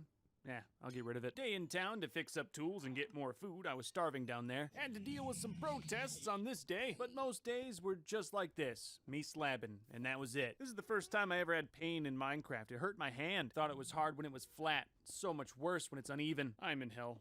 No, really, I am. Got tired of slabbing and started using lava. Pro tip, don't do this. Wither farms are great, but there's no way to cheat out of the slabbing. I just tried to keep thinking about all the beacons I'll end up making with this wither skeleton farm. That kept me going. Hey, I'm all done slabbing! Only because I ran out of slabs today. So I'm back home, building something else for the wither skeleton farm. A chicken farm. It's very low tech. Made with no building code. But hey, it works. I just need a few eggs, so I mined cobblestone in my cobblestone farm while those chickens grew up. It's no joke how much cobblestone I need. I'm still farming. It's amazing what you can do when you tape down your mouse buttons. This will likely not even be nearly enough, and I've been doing it for 4 days. Alright, that's enough cobble for now. Let's get back to the joyous slabbing. Oh, I'm already hating it so much. If you want to do this, here's a tip that'll help your sanity. Make a perimeter. Figure out and then outline exactly how far your slabs need to go. It won't make it go faster at all, but at least you'll have a visual kind of progress bar, and that helped me. You can kind of start to see it take shape. It's kind of pretty when you look at it. One other thing that kept me going was trying to remind myself that it's not an infinite amount of slabs that I need to place. Every single one I place gets me closer to my goal. It's the small steps that really matter. Luke the Notable life lessons. When things get hard in life,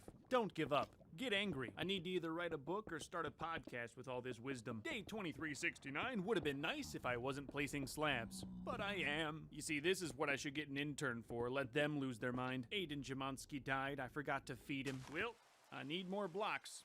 and I got an idea. Yeah, I kind of liked digging out the chunk and figured that's a really good way to get blocks, and a little bit more interesting than watching me mine cobblestone in an automatic farm. So I'm digging out another chunk right next to the first chunk. The unofficial name is Big Chunkus. Just like last time, the first layers are quite fun. My beacon powers make it easy. It was really nice being next to an already dug out chunk. I always had a reference for how far I had to go. I actually streamed all of this on YouTube, which made it a little easier. If you were there on those days of streaming, thank you. You helped my sanity. Maybe jumping off somewhere Hey, really thanks for the high. money. I appreciate it. Stay But notable. let's see.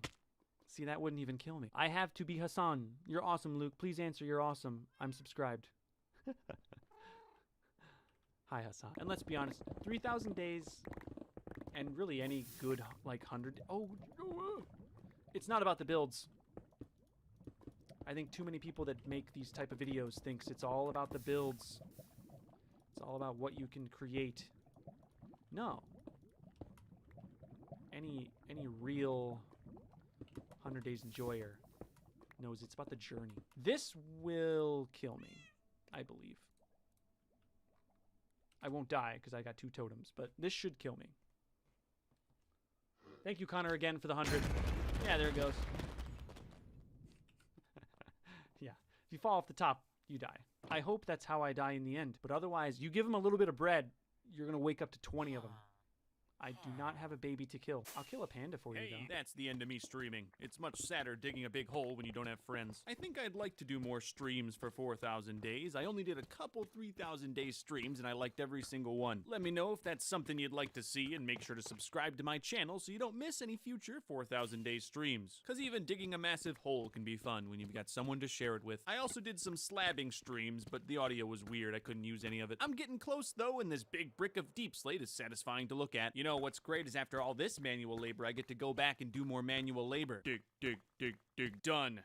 Hopefully one day I make this 3 chunks. I put some glass down to child-proof. There's so many unattended children on the compound. I wish I could fit a your mom joke in here, but she's just too big. Back to slabbing. You know, one day I won't be slabbing and then I'll miss it. If this is what I gotta do for infinite beacons, then so be it. I don't even know how close I am, and I think that's the worst part. It's like every time I think I'm getting close, I find a whole new section that needs tons of slabbing. I just don't want to die. Not by slabbing. Nah, you heard me earlier. I'd like to fall off the tower. I'm not done slabbing, but if I keep slabbing, I'm gonna lose it. So I'm gonna build the farm. This too will take a very long time, but at least I'll start making some profits off this. Maybe I should not have done this. Now blazes are spawning. This is what I get for being impatient, but you gotta understand, I couldn't slab anymore. I've never made one of these before, but I already really just like the look of it. It's a weird build though. I had to trap a piglin in the middle, which is not easy. I got him. Don't get too attached. He and several others will die. This pitfall on all sides of the farm should take care of the blazes. It's a temporary solution to that problem. Sorry, wasn't recording for a day, but now I've got this really janky collection system. Nothing's to code. To be honest, this farm is dangerous, but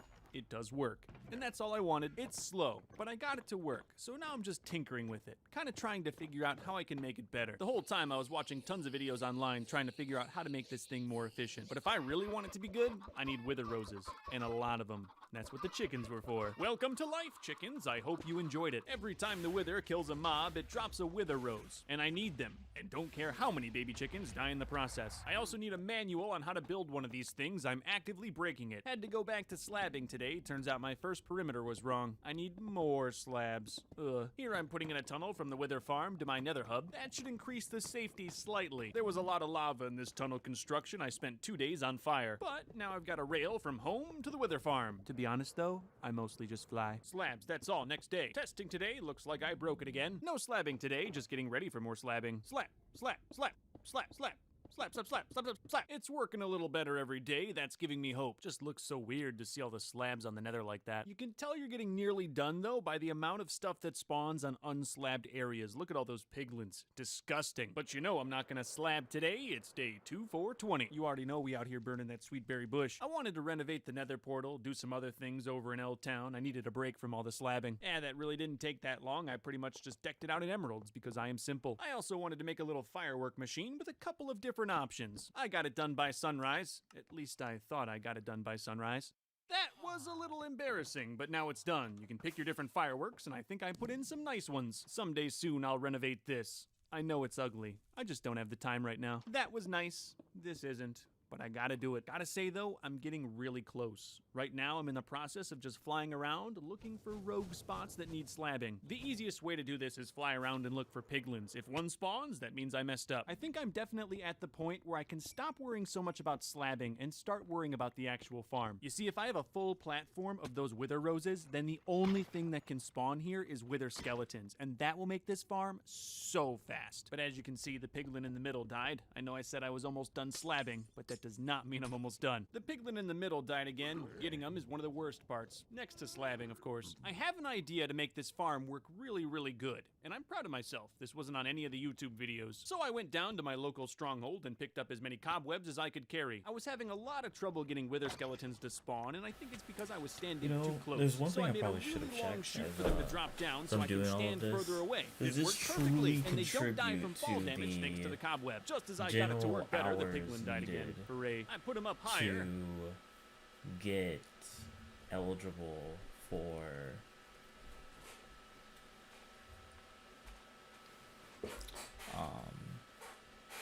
what's it called? Becoming eligible for using or of having hours being used, whatever. Not used. What is it called?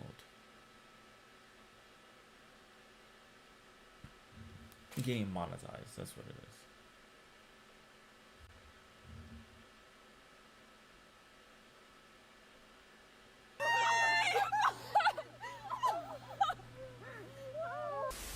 So you might remember a video I made, the 10 most wholesome animals in nature. And even though I admitted literally in the title that it was biased, I missed one. And I have no other excuse than I just forgot. So we're all familiar with the oppression Oreo of the ocean, they need no introduction. And you'll remember that I've called them the ultimate apex predator, with apex standing for ain't no person pressing them, no exceptions. Well, there is one exception. There is at least one animal that'll stand up to this barcoded sea assault. That's right, we're talking about humpback whales, aka your new favorite whale. Because humpbacks will often go out of their way to interfere with orca hunts, basically calorie blocking them. And this 40-ton equalizer will often rescue seals, sunfish, and even other species of whales from attacking orcas. And it's not like humpbacks are immune to orca fates. In fact, that's probably how this all started. You see, orcas hunt like the wolves of the sea, by cutting off the young or weak from the group and then battering them into exhaustion. This strategy means this overgrown yin-yang guppy is directly responsible for taking humpback calves off the census. So humpbacks do this thing called mobbing, where they'll confront and square up with killer whales to defend their next generation. And it's to the point where humpbacks will hear the sound of an orca hunt and take it personally, which is pretty bold for an animal with no teeth. But they do have flippers that can grow to the length of a pickup truck, with barnacles growing on them, which basically gives them barnacle brass knuckles. They use that and their size to send killer whales packing to protect their young. Now, lots of animals be out here mobbing, and it's not exactly crazy to see an animal defending one of its own. Except, they don't just do this with their own. In 2009, a pair of humpback whales rescued a crab-eater seal from a pack of orcas that was about to make it into a memory, which they did by harassing the orcas until they eventually gave up. A week later, a humpback bailed out a Weddell seal by rolling onto its back and placing the seal on its belly after the ops of the ocean had knocked it into the water. And in 2012, a pair of humpback whales attempted to rescue a gray whale calf that had been separated from his mother by a pod of sea pandas. And even after the baby whale was reverse born, the two humpbacks proceeded to harass the orcas for the next 6 hours. Think about that. They could have been doing anything else with their time, and they actively chose to help out a different species. Now you can argue it's instinctual. Adult humpbacks will often escort a mom and calf pair since they're the most vulnerable to orca attacks. And it's possible that whales naturally defend any calves being attacked by orcas. If there are no calves around, they just defend the next best thing, which I guess in some cases might be a seal. But that leaves one big question. Why? Whales aren't exactly stupid. They know the difference between a seal and their own kind. So why go out of their way and actively put themselves in danger for something they're not even related to? Maybe they're just chill like that. And also, you don't have to be a seal to be temporarily adopted by a whale. Marine biologist Nod Hosser was terrified when a humpback spent 10 minutes pushing and nudging her. She was terrified until she noticed a 15-foot tiger shark looming on the other side of the whale. Cetaceans are arguably the smartest things on the planet without thumbs, so it's possible they're smart enough to have compassion. Or they could literally be the orca's biggest hater that refuses to let any sea pandas eat while they're around. Altruistic animal or generational hater, either way the entire ocean should be grateful for the gatekeepers of the sea. They're not the only whales here either, because if Thanos snapped beluga whales into oblivion, the world would be a much darker place. And I'm not just saying that because they're white. Everything about the beluga whale is free serotonin. These travel-sized whales are often called the canaries of the sea since they communicate with a series of high-pitched calls. And it sounds nothing like anything that should come from a whale.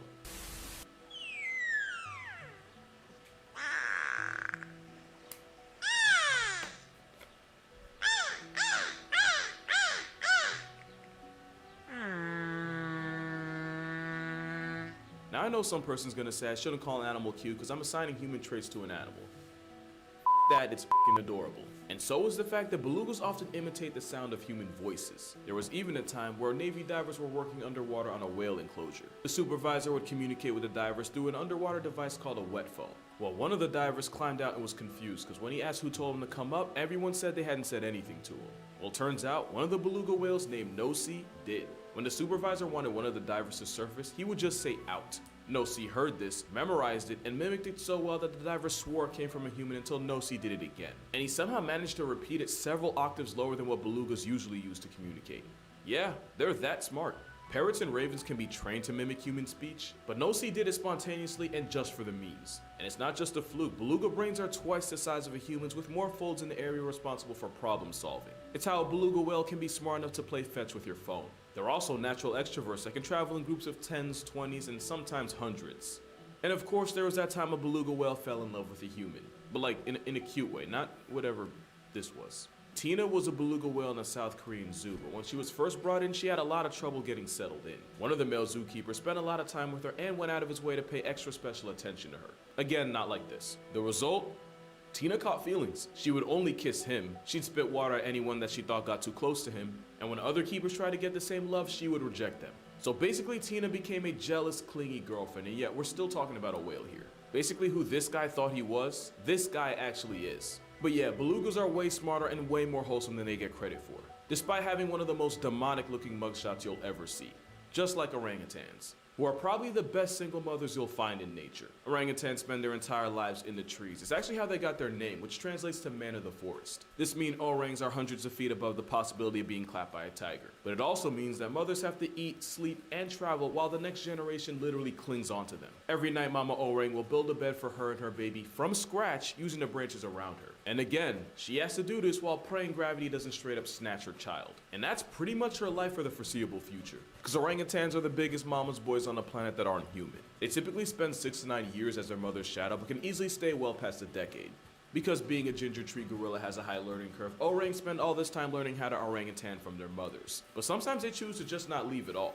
And with the cost of rent, who could blame them? And while the sons usually dip out far and wide to start their own lives, the daughters usually stick around close to where their mothers raised them. They'll even visit their mothers every so often and even help out with any younger siblings. But honestly, the most wholesome thing about them is that this man is still able to walk. Because if Diet Bigfoot would have folded him like a lawn chair, I don't think anyone would have blamed her. Honestly, with orangutans in general, if they really wanted to rock our world, they could probably do damage. Like, you remember the orangutan that figured out how to pick locks and escape his enclosure and use this knowledge to flex on his zookeepers? If Fu Manchu had a malicious bone in his body, he probably would have caught a body. So we should all be thankful that orangutans are like the underachieving genius of the great ape group. Because if Planet of the Apes ever becomes nonfiction, I'm gonna be way more worried about what Maurice might try to pull. Caught a body. So we should all be thankful that orangutans are like the underachieving genius of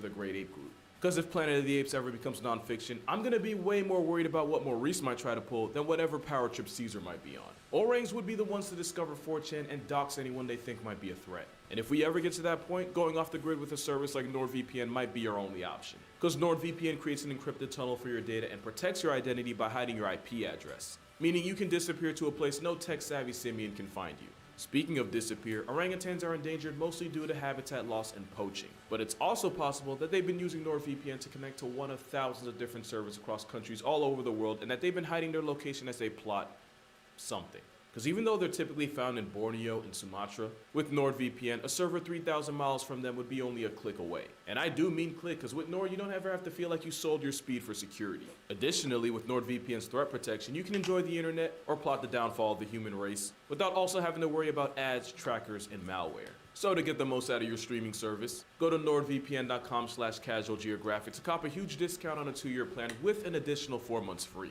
And with NordVPN's money-back guarantee, it's basically risk-free. Being around the next animal is also risk-free unless you happen to be allergic to happiness. Cause let me tell you, depression hears the Undertaker's theme when this ginger beef pulls up. Honestly, I didn't know a lot about Highland cows before this. They're here almost entirely because of their looks. They're the oldest registered breed of cattle in the world and they originated from Scotland. But with their ketchup smear haircut, you probably already knew that. If you had the chance to change your fate, would ya? Looking in the face, cow.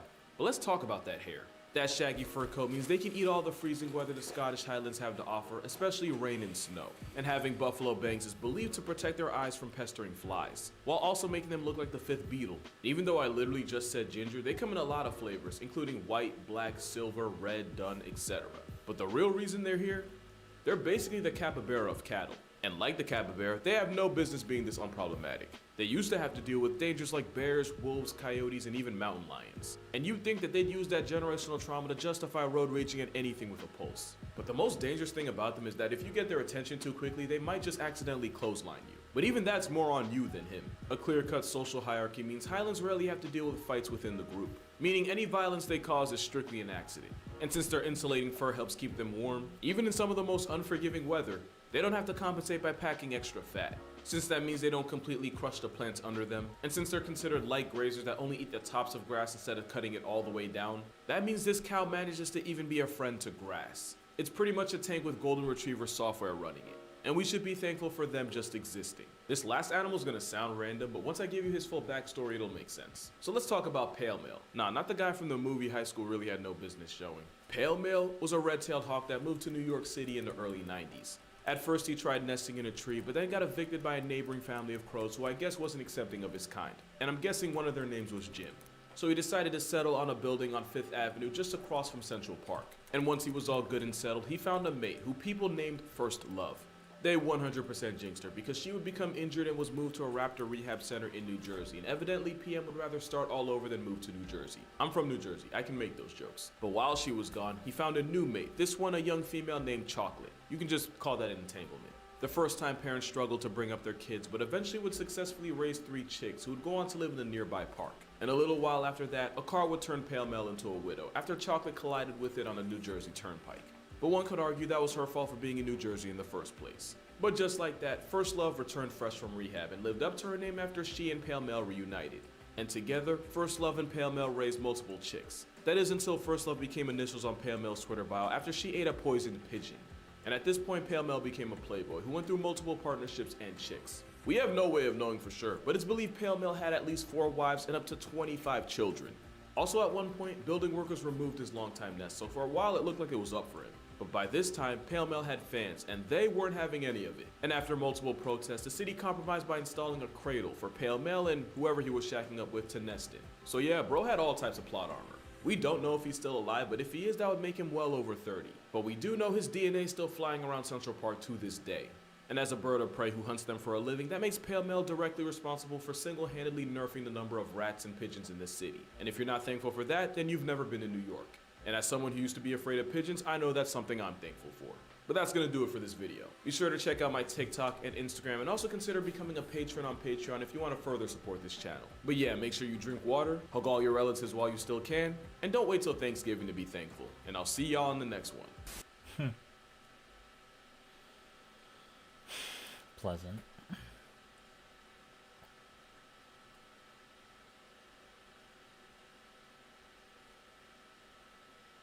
Hey, yo.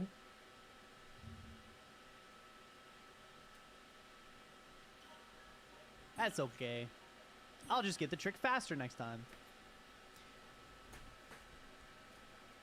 You land on like the border of what's it called? The second. How did that? I don't even think I actually pressed my stick in there. That was weird. Is this the pinball skip? No. Pinball skip doesn't happen until the end of Chaos Island. That's fine. Do a barrel roll. Can you go too high? No. I mean, going too high just loses time, Blue. It doesn't like hurt you though. There's no like kill plane up there or anything.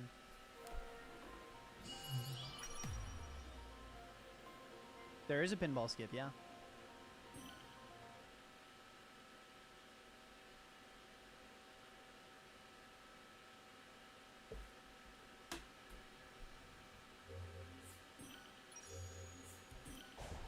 I think DSS Shuffle is isn't that hard.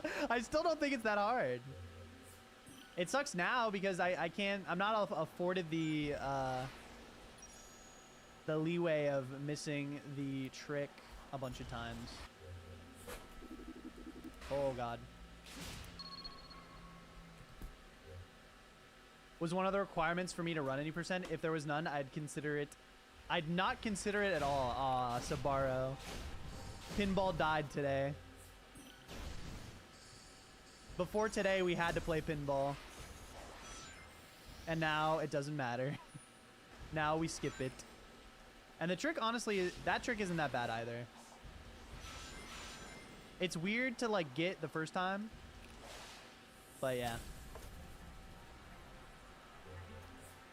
How does pinball skip work? Kind of hard to describe. Wait, why didn't he swing? That was so weird. That's the first time I've been blocked where he didn't swing.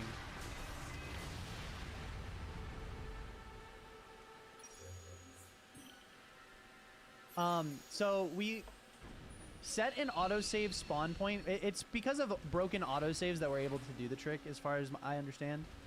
So we set our autosave location by breaking a box. We break the box. We go talk to Tails to initiate the sequence for pinball.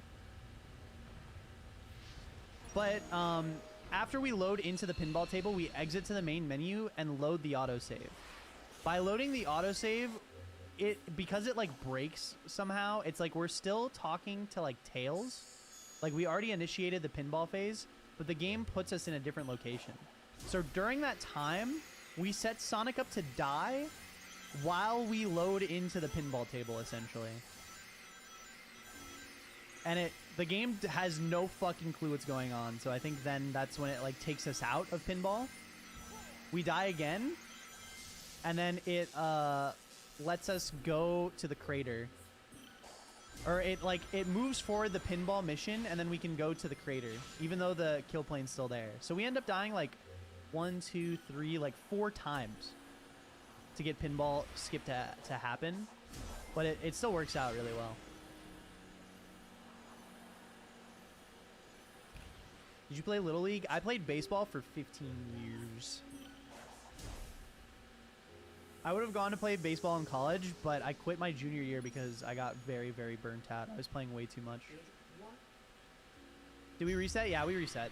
I'm going to end up resetting probably a lot more now because I can't afford a lot of time loss super early on. I have a lot of time saved later, but if I'm losing a minute plus to missing the launch at the beginning, then it's not really worth it for me to keep it going for now.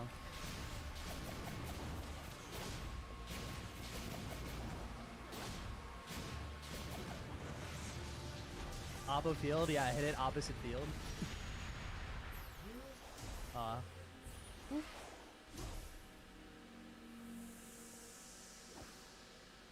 Hi, Draco. How's it going? Yeah, you still have to collect all the tokens and stuff to do the skip. You have to complete Chaos Island before you do pinball skip. You don't skip anything else. Well, okay, there's other little skips that happen in the stage, right? Or in the island.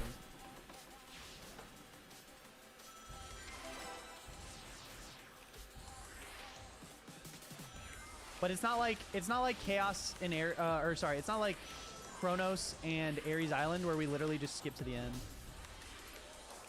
I'm playing 1-2 very bad today. It's so sad.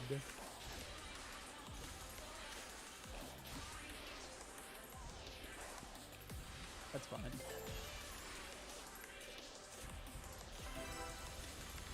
Disappearing.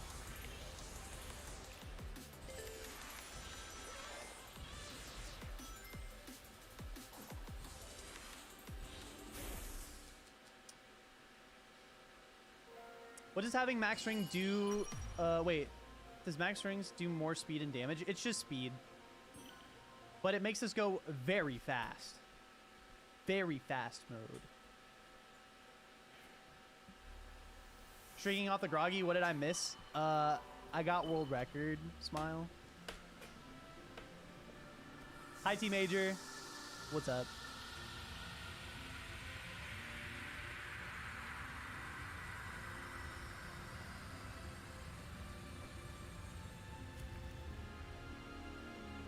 The skip will hurt you on world record if you're good at baseball, but good news is you're too hetero to be good at video games, so what do you mean?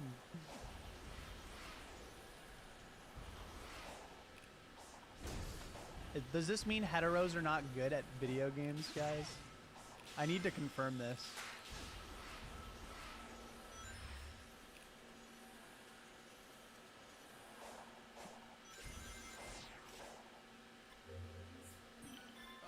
Try not to grab the Coco challenge. Let's go.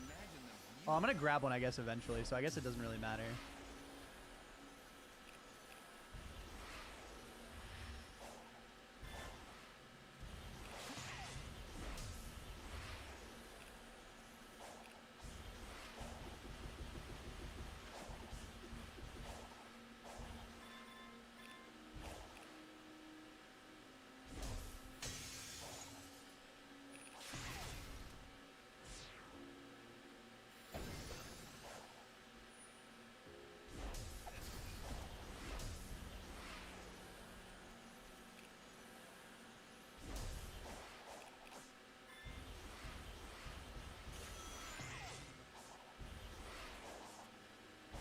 That was weird.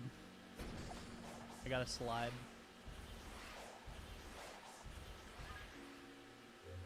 See, I grabbed a Coco. It's just bound to happen eventually.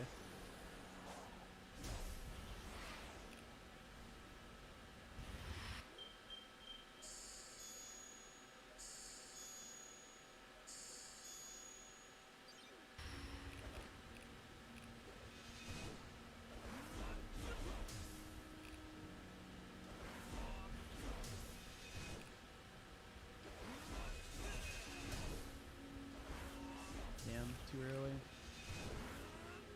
That's way too low.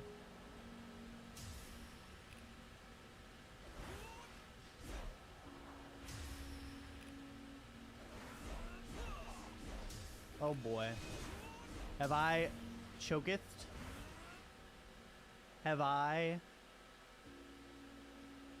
What's the word? I think I make this. Am I washed? Who holds the top 5 times in SA2? Dawn SR. I believe Aura Ace 66. Right? Am I smoking weed? Or is the next one?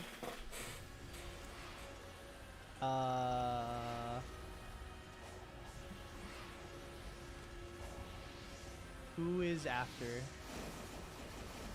Brain. Brain trying to play a video game and remember leaderboards. Imagine. No way you just let me do that shit for free.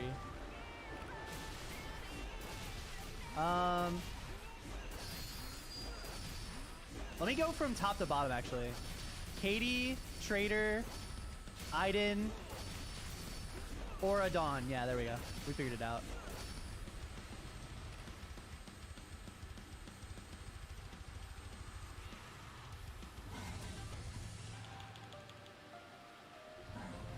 Yeah, I didn't Trader Katie was what I was forgetting. But remembering, I was trying to remember it from 5 to 1, and it was way easier to remember it from 1 to 5.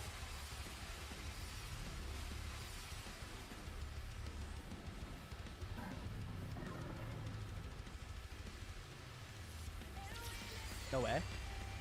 Oh, I gotta block this. Maybe it won't let me, actually. Oh, got it.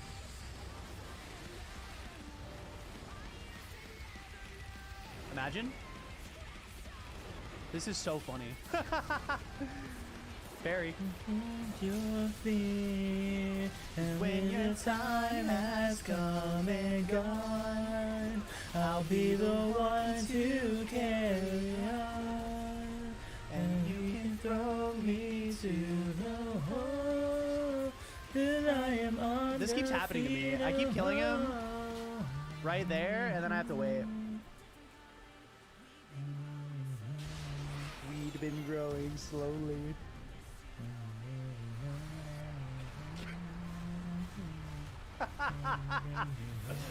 Gordon, I love it. Guess you don't really know weed.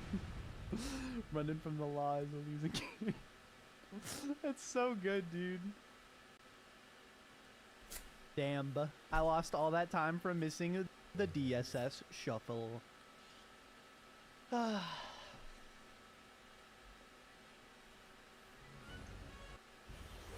you don't really know weed. Running from the past is a losing game.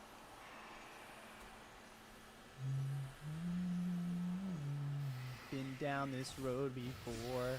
Already know the store. Weed. God damn it. I have accidentally unplugged my fucking laptop. I'm getting really ridiculous with this. I gotta start not doing that. What? I did not mean to fly up into the air there.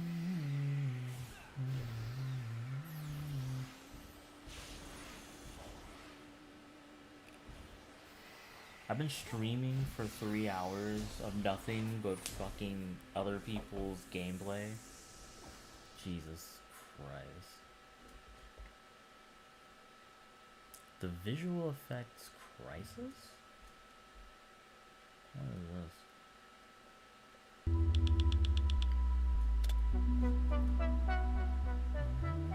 The visual effects industry is in a crisis. This summer, a wave of stories emerged that paint a picture of a looming disaster for visual effects houses across the world and a punishing, vicious cycle for the artists within, one marked by brutal working hours, unreasonable deadlines, and rampant burnout. It's not at all uncommon for visual effects artists to pull numerous 100-hour work weeks in the months leading up to a movie's release date. One artist interviewed by Vulture said that a light week on a recent Marvel movie still totaled some 64 hours. And that's to say nothing of the nervous breakdowns that have come from overwork, or the allegations of bullying, or the insane studio demands on blockbusters that undergo massive reshoots and retooling, or the fact that many of the artists interviewed for these recent pieces requested anonymity due to both non-disclosure agreements and the fear of blacklisting. As the history of the art form has progressed, digital effects have become simultaneously more prominent than ever, but also more invisible.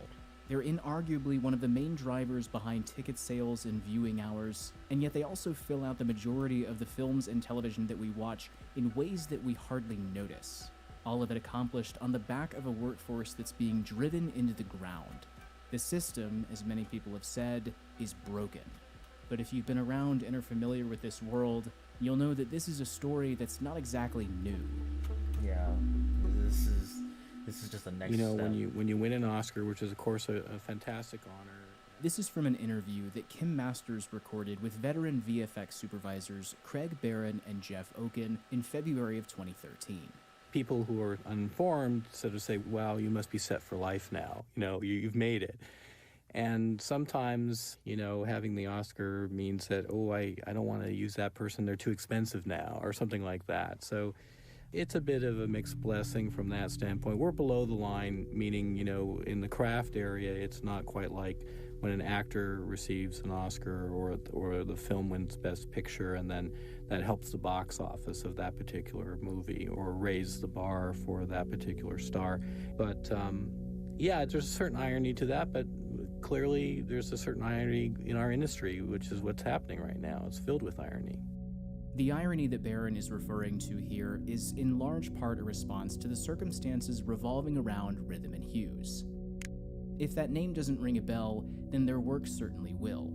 Rhythm and Hues was one of a number of visual effects companies that started up in the late 1980s, in the era when computer-generated effects were beginning to find their way into feature films.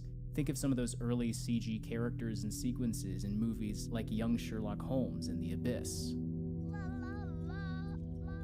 One of Rhythm and Hues' specialties was photorealistic creatures and animals, and by the turn of the century, their ability in getting these characters to believably interact in a live-action environment had turned them into one of the industry's major players. And it was that resume that led director Ang Lee to hire them to work on his CGI-heavy spiritual epic Life of Pi. R&H were one of more than half a dozen VFX houses that worked on the movie, and among other things, were responsible for Richard Parker, the Bengal tiger Pi spends much of the movie with.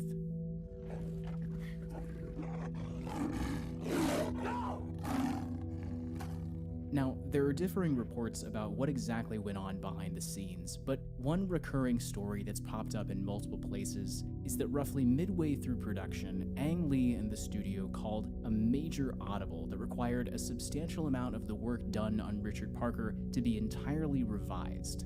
That's not exactly a simple task that you can solve with a little bit of overtime. Changes like these are seismic and can result in months of added work to a project's timeline. It's the exact kind of working situation that ends up requiring those 100-hour work weeks in order to meet a movie's release date.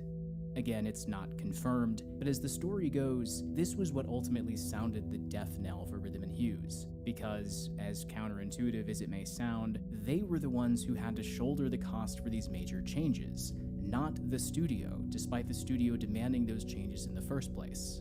Profit margins in the VFX industry are already razor thin, and for R&H, this contributed to serious cash flow problems and wound up pushing them to ruin. Life of Pi was released in November of 2012 and was a slam dunk success, grossing over $600 million. But less than 3 months later, Rhythm and Hughes filed for Chapter 11 bankruptcy and laid off more than 250 of its employees. The movie may have been in profit mode, but its unsung star was on its deathbed. That's the irony in this story, but it's not the only one. The Oscars, live Oscar Sunday, February 24th on ABC. Just days after R&H filed for bankruptcy, Life of Pi picked up 4 Oscars at the 2013 Academy Awards. Ang Lee. But the story outside the Dolby Theater where the show was held was much different. Nearly 500 visual effects artists, including a number who worked on Life of Pi, protested to raise awareness for the ways that their industry was being mistreated and undermined. And back inside, when Pi's VFX team won, this is how they were treated when they tried to shed a little light on the situation. Finally, I want to thank all the artists who worked on this film for over a year, including Rhythm and Hughes. Sadly, Rhythm and Hughes is suffering severe financial difficulties right now. I urge you all to remember.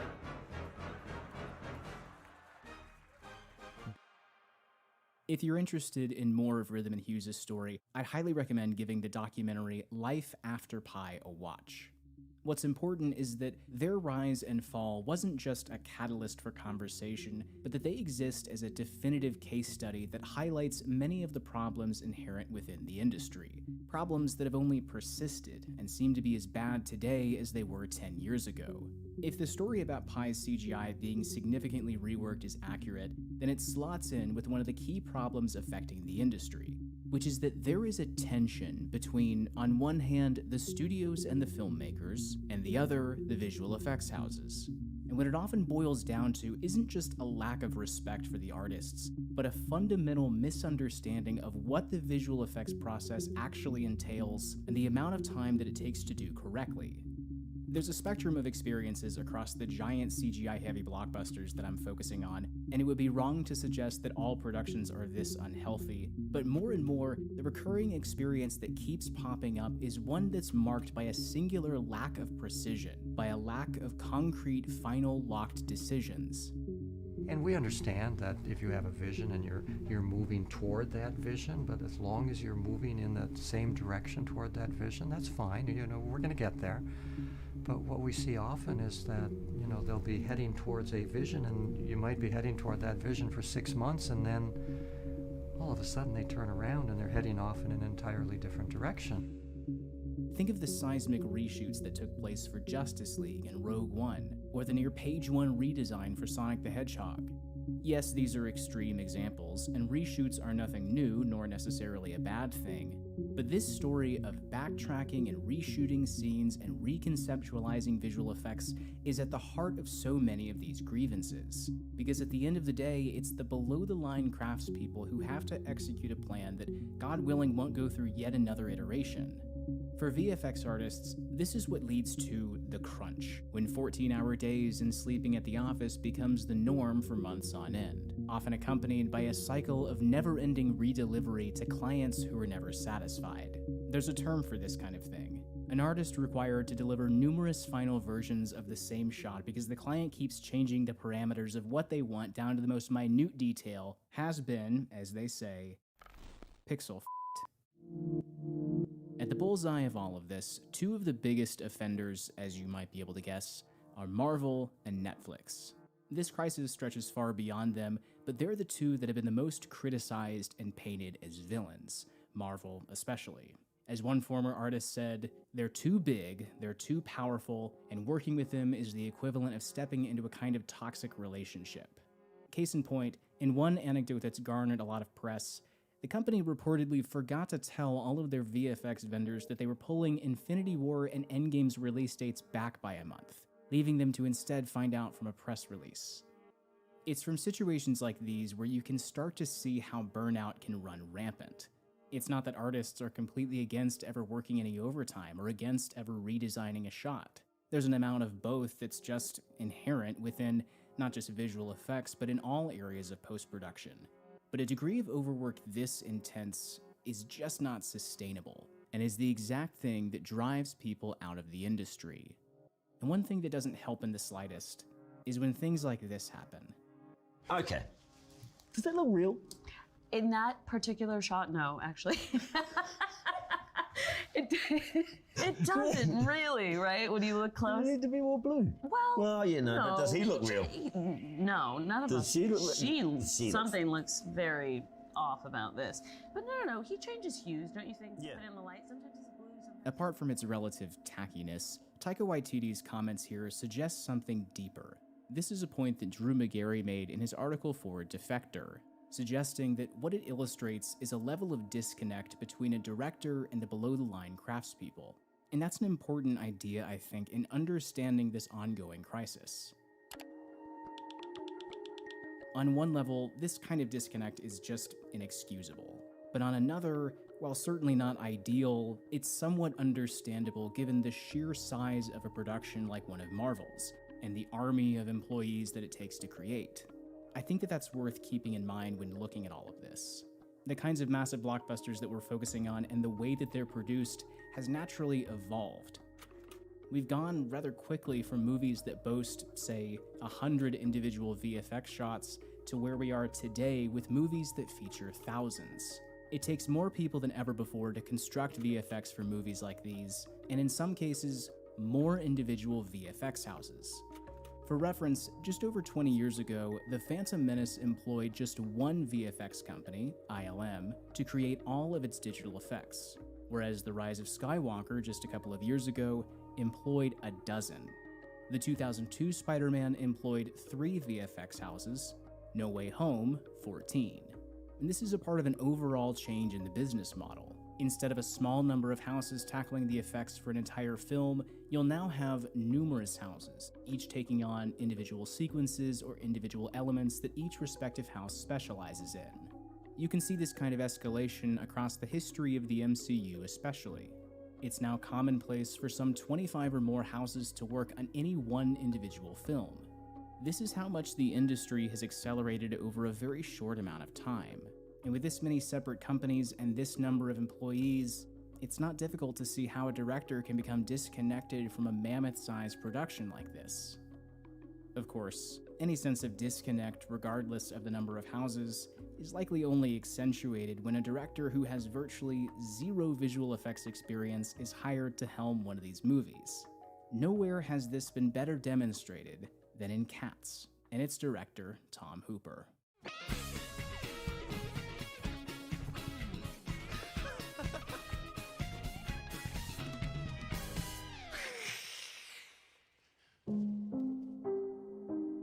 If any one movie fits the bill as a touchstone of all of the problems infecting the VFX industry, it's this one.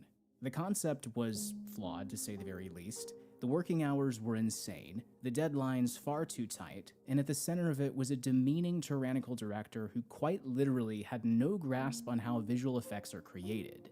In a beautifully titled report by the Daily Beast, an anonymous artist who worked on the film described the environment behind the scenes as a complete nightmare. You don't just add a layer of fur to an actor in a motion capture suit in one step. This is a game of stages. In simplest terms, a character isn't textured until their movement is finalized. Hooper allegedly didn't understand this, and instead demanded fully rendered shots anytime he needed to look at what was being worked on, which, if true, is nothing less than bizarre. We all know what happened next. We've all gawked at images from the movie and read about how it was literally released unfinished. But for the artists within, the fallout continued after the movie's release. As cast members of the motion picture Cats, nobody more than us understands the importance of good visual effects. The visual effects house in question is MPC, Motion Picture Company, who closed their Vancouver branch in late 2019 in order to pursue better tax subsidies in other territories. They're one of a number of VFX houses that have made similar moves in recent years, or who have just closed outright. The economics of the VFX industry are complicated. Those tax subsidies don't actually go to the visual effects companies, but to the studios. And because studios will understandably pursue the cheaper of labor options, that forces VFX companies to constantly move to territories that offer the best rebates, or to underbid one another in order to secure contracts. And if the companies are moving all the time, what does that spell out for their employees? Solving these issues isn't easy and won't be done quickly. Obviously, improved production methods and sharper pre-production on the studio's part is ideal, but I want to end by bringing up two things that I've seen people talk about that are worth considering as ways forward. The first is residuals, or any kind of profit participation. We hear about this all the time. Actors, directors, producers, writers earning residuals on the movies that they make for years. On the highest end, you've got someone like Tom Cruise, for instance, who's reportedly set to take home an eye-watering $100 million from Top Gun Maverick alone. But this goes all the way down the line. It's not a perfect business, of course. Hollywood accounting is Hollywood accounting after all, and people are screwed over all the time. But it's worth considering that VFX companies, for whatever reason, are not entitled to this same kind of profit participation deal, which increasingly makes no sense when considering just how big a box office driver the visual effects are. Consider just some of the big CGI characters. Few people, I imagine, saw Godzilla vs. Kong because of Rebecca Hall or Alexander Skarsgård. Few saw Sonic the Hedgehog because of James Marsden, or Transformers because of Shia LaBeouf, or Jurassic World because of Chris Pratt. That's not to slag off those actors, but it is to question why the VFX companies who create the characters that do drive box office revenue are not entitled to anything on the back end in the same way that other branches of the film industry are. Here's VFX supervisor Jeff Oken talking to Kim Masters in that 2013 interview again. I've never gotten a residual for anything I ever did. Nobody up there did that did the work. So what we got out of that movie is what we made from doing the work and the bragging rights. Whereas, you always hear Tom Cruise and all the big actors, I'm working at scale and only taking, X% of the back end. At least they have the back end. If the movie succeeds, they're rewarded. Well, so nobody's getting a back end. Like Life of Pi did not give a back end to Rhythm and Hughes. I've that we know of. I've never heard of anybody on a visual effects movie getting back end except George Lucas and Francis Coppola, at least in the early days, spread out back end to all their keys. They gave bonuses, right? It wasn't like necessarily a written thing, or was it? Craig probably answered that, but also on Matrix, Keanu Reeves gave his visual effects crew a bonus, a very hefty bonus that they split. That's the only time in all the years I've ever heard of visual effects people getting anything. Far and away, however, the most overwhelming step being advocated for